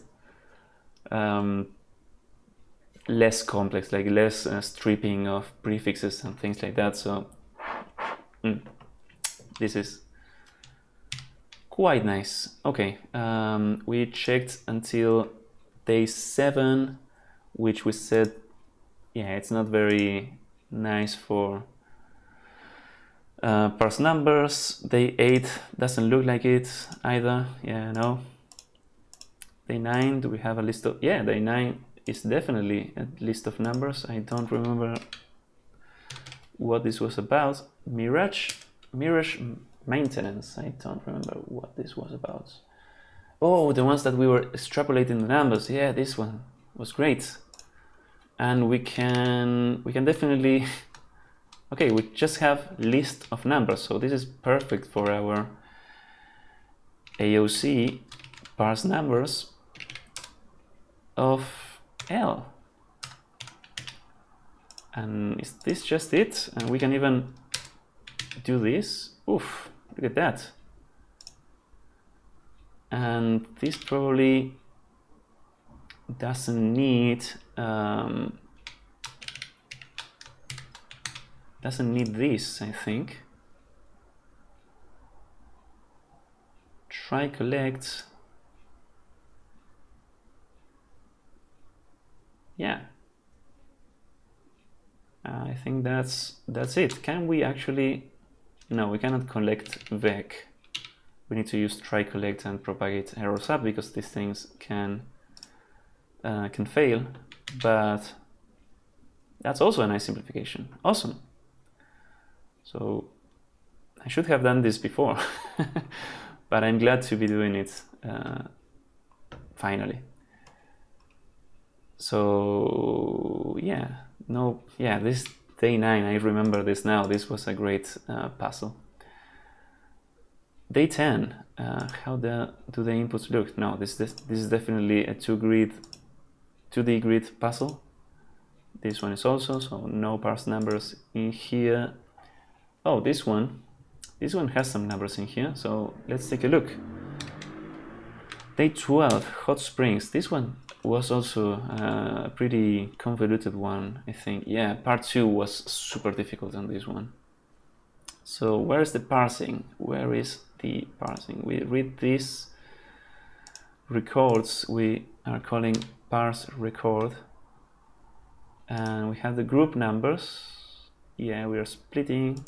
Oh, here already using parse numbers. So did I introduce parse numbers in this one already, or maybe I don't remember when I introduced this function, but here we are already using this, so I expect to not find more uses of this. Okay. These probably not. This definitely not. This is a 2D grid. We have already done this one. This, I think not. Yes, the Lavadux Lagoon one. Oh, this one could be. We could extract it, but if we have already used the parse numbers on day 12, I would expect to also be using it here. Let's actually look for it. Parse, yeah, we are already using parse numbers here, and we are doing this trying to trick. So okay, we are probably using this in everywhere that we can use it already. This, I'm sure that we are probably using it for day 22. So sand slabs, yeah, this is one of the later ones, so yeah, we are already using parse numbers here. Okay, so I think we have already used parse numbers whenever it makes sense to do so. And look at that, it's for a bunch of different days, 4, 5, 6, 9, 12, 19, 22, and 20 something else. Awesome. So this was also a very nice refactor, just as the parse grid one. And we have already used this function in a few places, but I wanted to just use it as much as possible whenever it makes sense. So I'm glad to finally having gotten rid of this to do. And we didn't need to change the function. It was already as generic as it needed to be. And we had this problem on day 4 where we were thinking about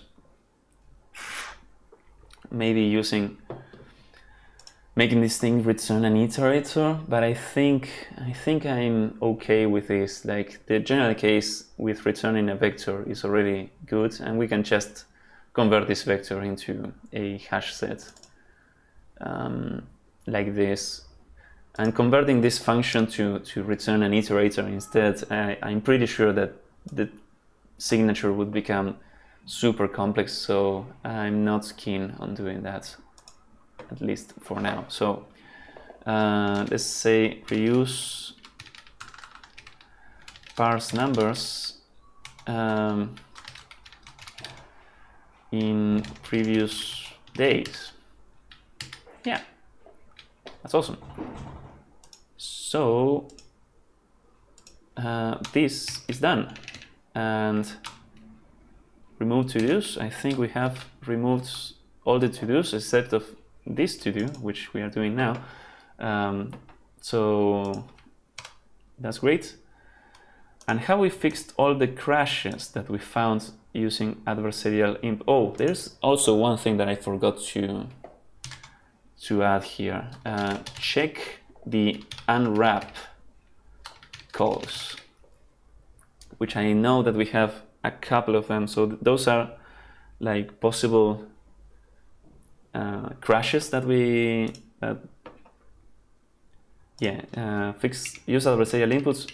And I would say check the unwrap calls for this case.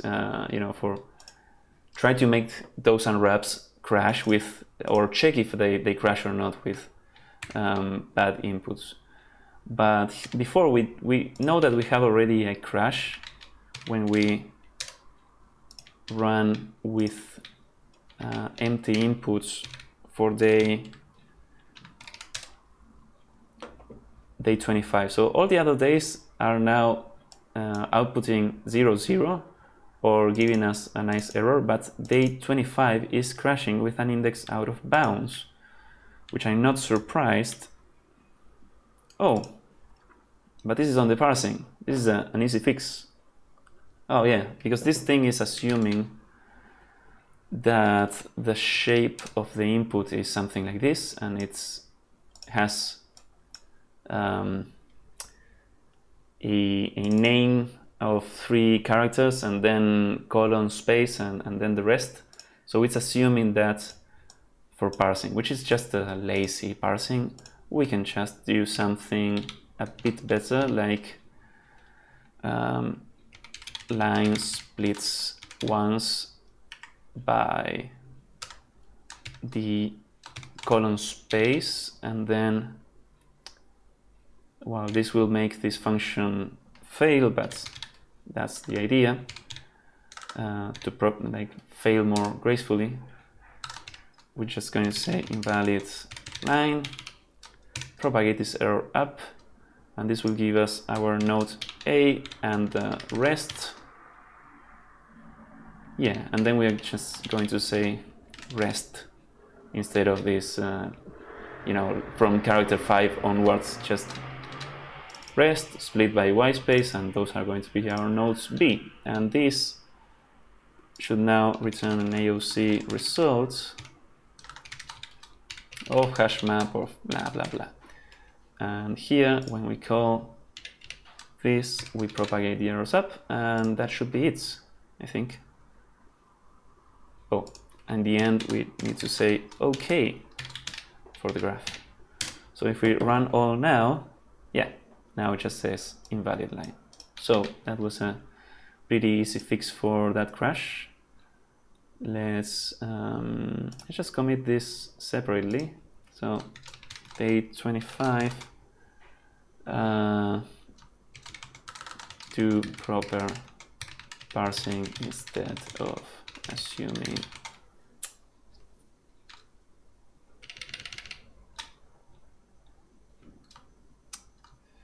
Fix the parsing for invalid inputs.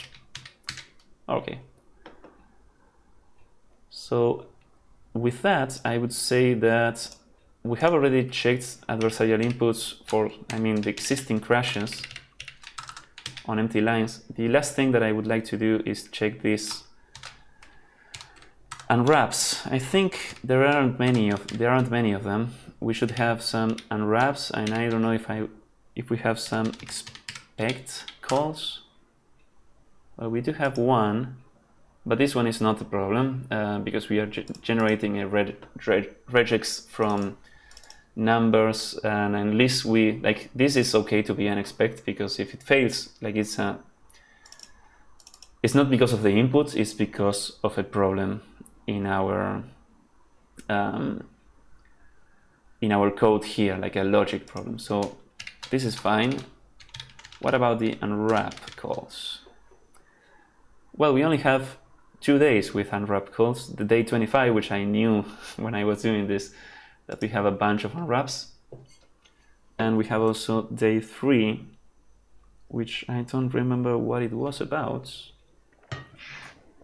So day 3, parse cannot fail as the slice contains only ASCII characters. Okay. This was the one that has this kind of thing, where we have numbers on this grid. Because it's not really much of a grid. It's actually more like it looks like a grid, but it's a complicated thing. It has some grid logic, but it also has some parsing logic of numbers inside of that grid, so it's kind of a mess. But okay, here, the number, the line, we have x and x end, and we increase x end whenever this thing, and I guess this at is, this is not doing bounce checks. Curious. But we are doing the bounce checks before. If end x plus 1 is less, okay, so it's fine. We are checking the bounce of this, and we are asking if it is an ASCII digit, that character. So this slice should contain only ASCII digits, and then this is a number, a U32. But that doesn't mean that this can't fail, right? We know that it's not empty and it only has ASCII digits. Okay. But this could also fail, for example, if it is an invalid number, like it's going to be all digits, but for example, this is a U32. What happens if it overflows? Like we have this, we are not doing the parse grid, so U32 goes up to 4 gigs, right? That's basically 2 to the 30 is 1 gig, and 2 to the 32 is 4 gigs. So 4 billion, 1, 2, 3, 1, 2, 3. So 1, 2, 3, 4, 5, 6, 7, 8, 11, 9, 7, 8, 9. Sorry, I don't know how to count. This, I think, should still parse. So if we run cargo run day, what day was this? Day 3, gear ratios. Okay, with this day 3 sample, it's running, like it's not complaining. It's giving probably a much bigger number than it should. But if this is instead of 5 billion, instead of 4 billion, it's 5 billion, I think it panics.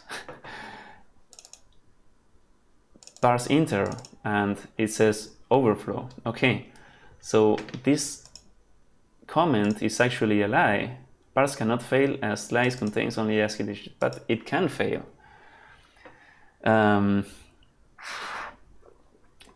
It can fail actually. So we could propagate, what should we do for this? We could propagate the error up, get number, spans.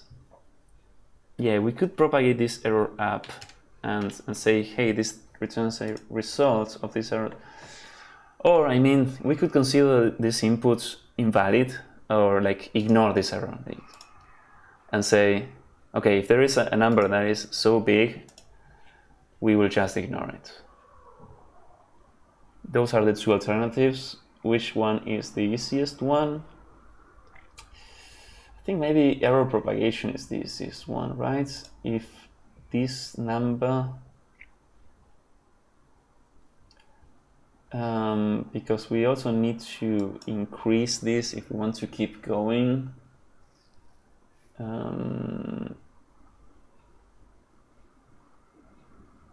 Yeah.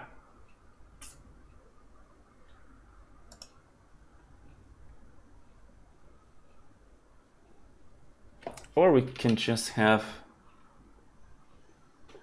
a default like unwrap or 0, for example. But that is uglier.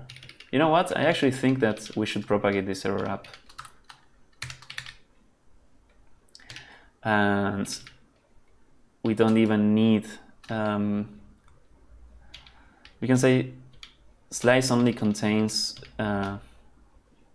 ASCII digits, but that is also, like, this is implied by the code itself. So I think let's be just good citizens and propagate the error up. And this would be an AOC result of all of this mess.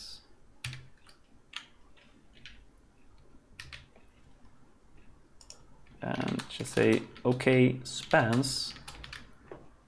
And then when we call these things, we propagate the error up. And that's it. It's not that much of a change. It's pretty easy to propagate errors up once you learn how to do it. And now actually the error looks much better. Number too large to fit in target type. That's awesome. That's a much better error. And it's not crashing. So before it was crashing because of the unwrap. Now it's not crashing. That's great. And if we go back to this, we get the correct answer. And look at that. That's a nice change, actually. Day 3, fix,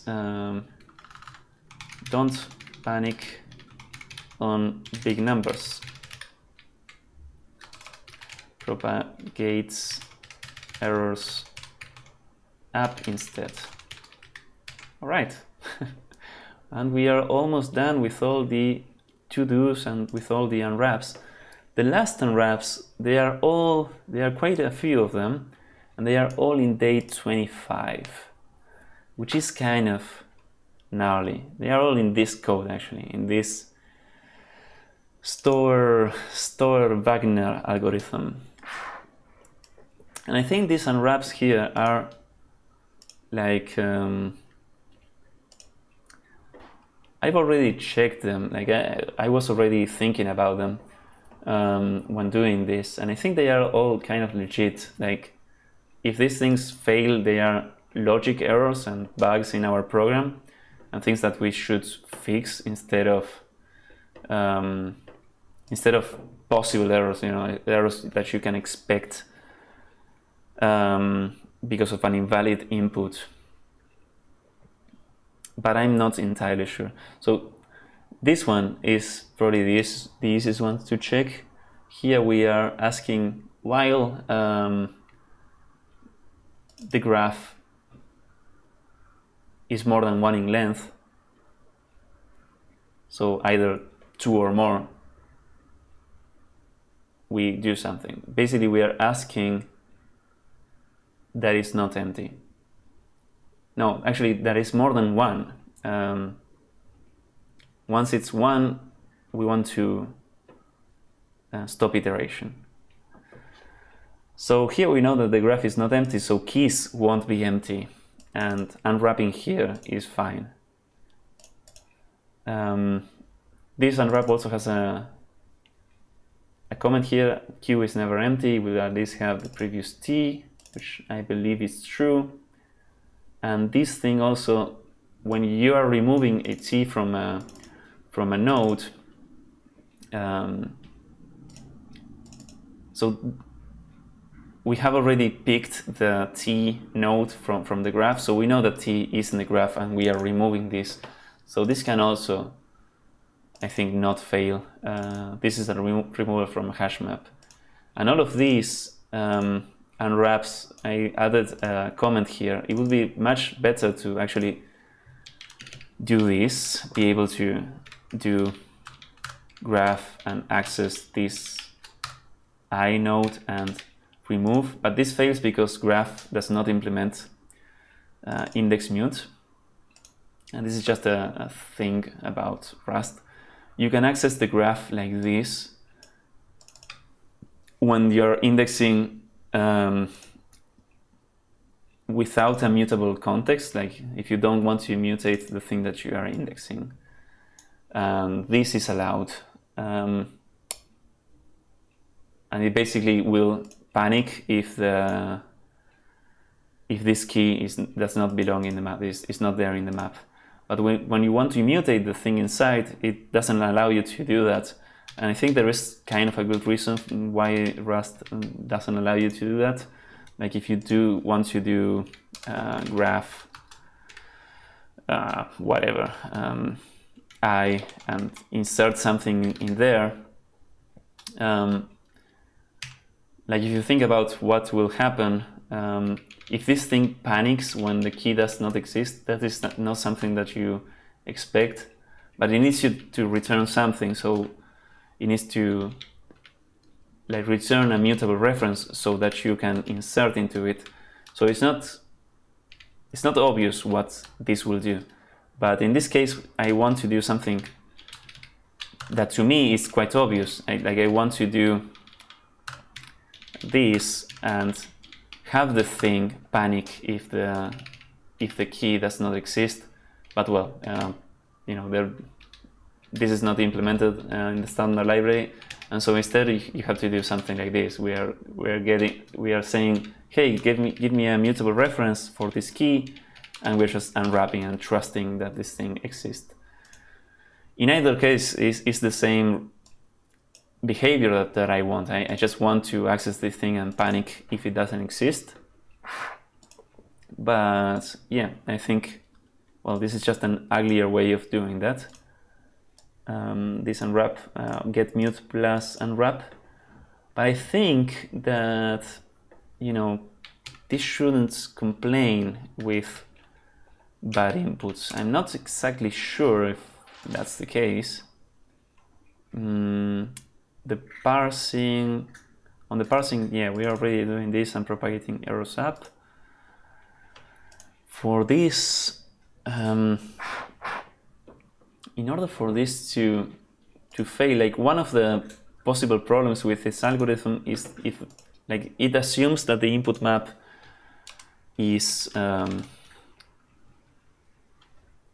connected, is all connected. So if you have something that is disjoint, for example, A, B, and I don't know, A connects to B, C, D, and B connects to I don't know, E, whatever. But these things, nothing else is connected to this, so this is kind of a disjoint portion of this graph. I think that this is going to give you a bad result, but it shouldn't panic. Let's see. Oh, okay. Yes, it didn't panic. It errored out and it said expected a minimum cut of 3, but got a very big negative number. So basically, the return of this is actually probably returning in this case. It's basically undefined if the input graph is not joined. Joined is not the disjoint, and well, if all the nodes needs to be connected in the input graphs. And then we are also checking if the cut that we got is of size 3, which is like not the case in here, but this is a nonsensical answer, but you know, it's not panicking without, like, it's not crashing badly. It's just saying, okay, you know, the input was wrong in some sense. We could probably also like check here if the cut that we are finding is negative, and in that case say, hey, something is wrong with the input. But I mean, we are at least not having like a stupid crash for a bad input. We could probably indicate here like the return is not specified if the graph is disconnected or something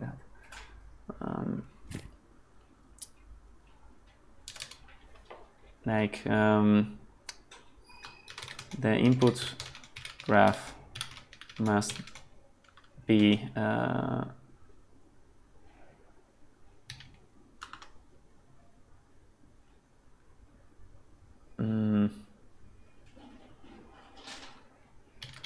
connected.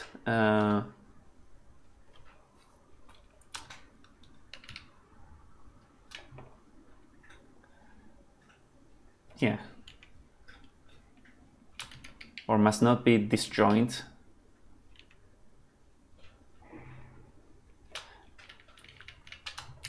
If the input graph must be connected. If it is disjoint, if it is already disjoint, the minimum, there is no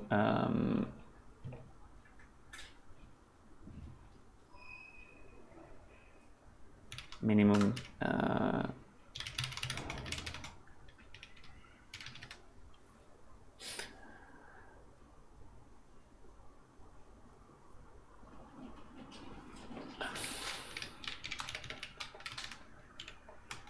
is undefined. Yeah, if the input graph is already disjoint, the minimum cut size is like, it doesn't make sense. It's undefined. So that's fine. Actually, the last the last commit is not related to this. The previous one was, yeah. You can probably amend this into this one. Git commit fix up, and we don't have anything added to commit, so let's git add src, and now we fix up that commit, and let's rebase interactive for this commit one before. So yeah, we fix up on this one. And let's pop the stash. And okay, I think, oh, the run all has those changes. We can make sure that, yeah, we have no panics on empty inputs, so that's nice. We can get rid of this change now. And I think we have done everything that I wanted to do. Yeah, we have checked some adversarial inputs to try to make all the daily solutions fail, and we have fixed all of those problems. So that is the last thing that I wanted to do for this Advent of Code, to make the solutions a little bit more robust. And we have done so. I'm wondering something. Did I forget to put, a title here? That's okay. I will probably annotate in this README. Well, I would say that all of these goals that we had, I would consider now achieved. And that's it, I think, for this year's Advent of Code. I don't know if I will be uploading any more videos in soon, but maybe if I have something to do that I think would be fun to record, I would do. But in any case, if you have been, thanks for watching, and see you in the next one. Or whatever. I still don't know how to end these videos, but that's it for now. Bye bye. See you later.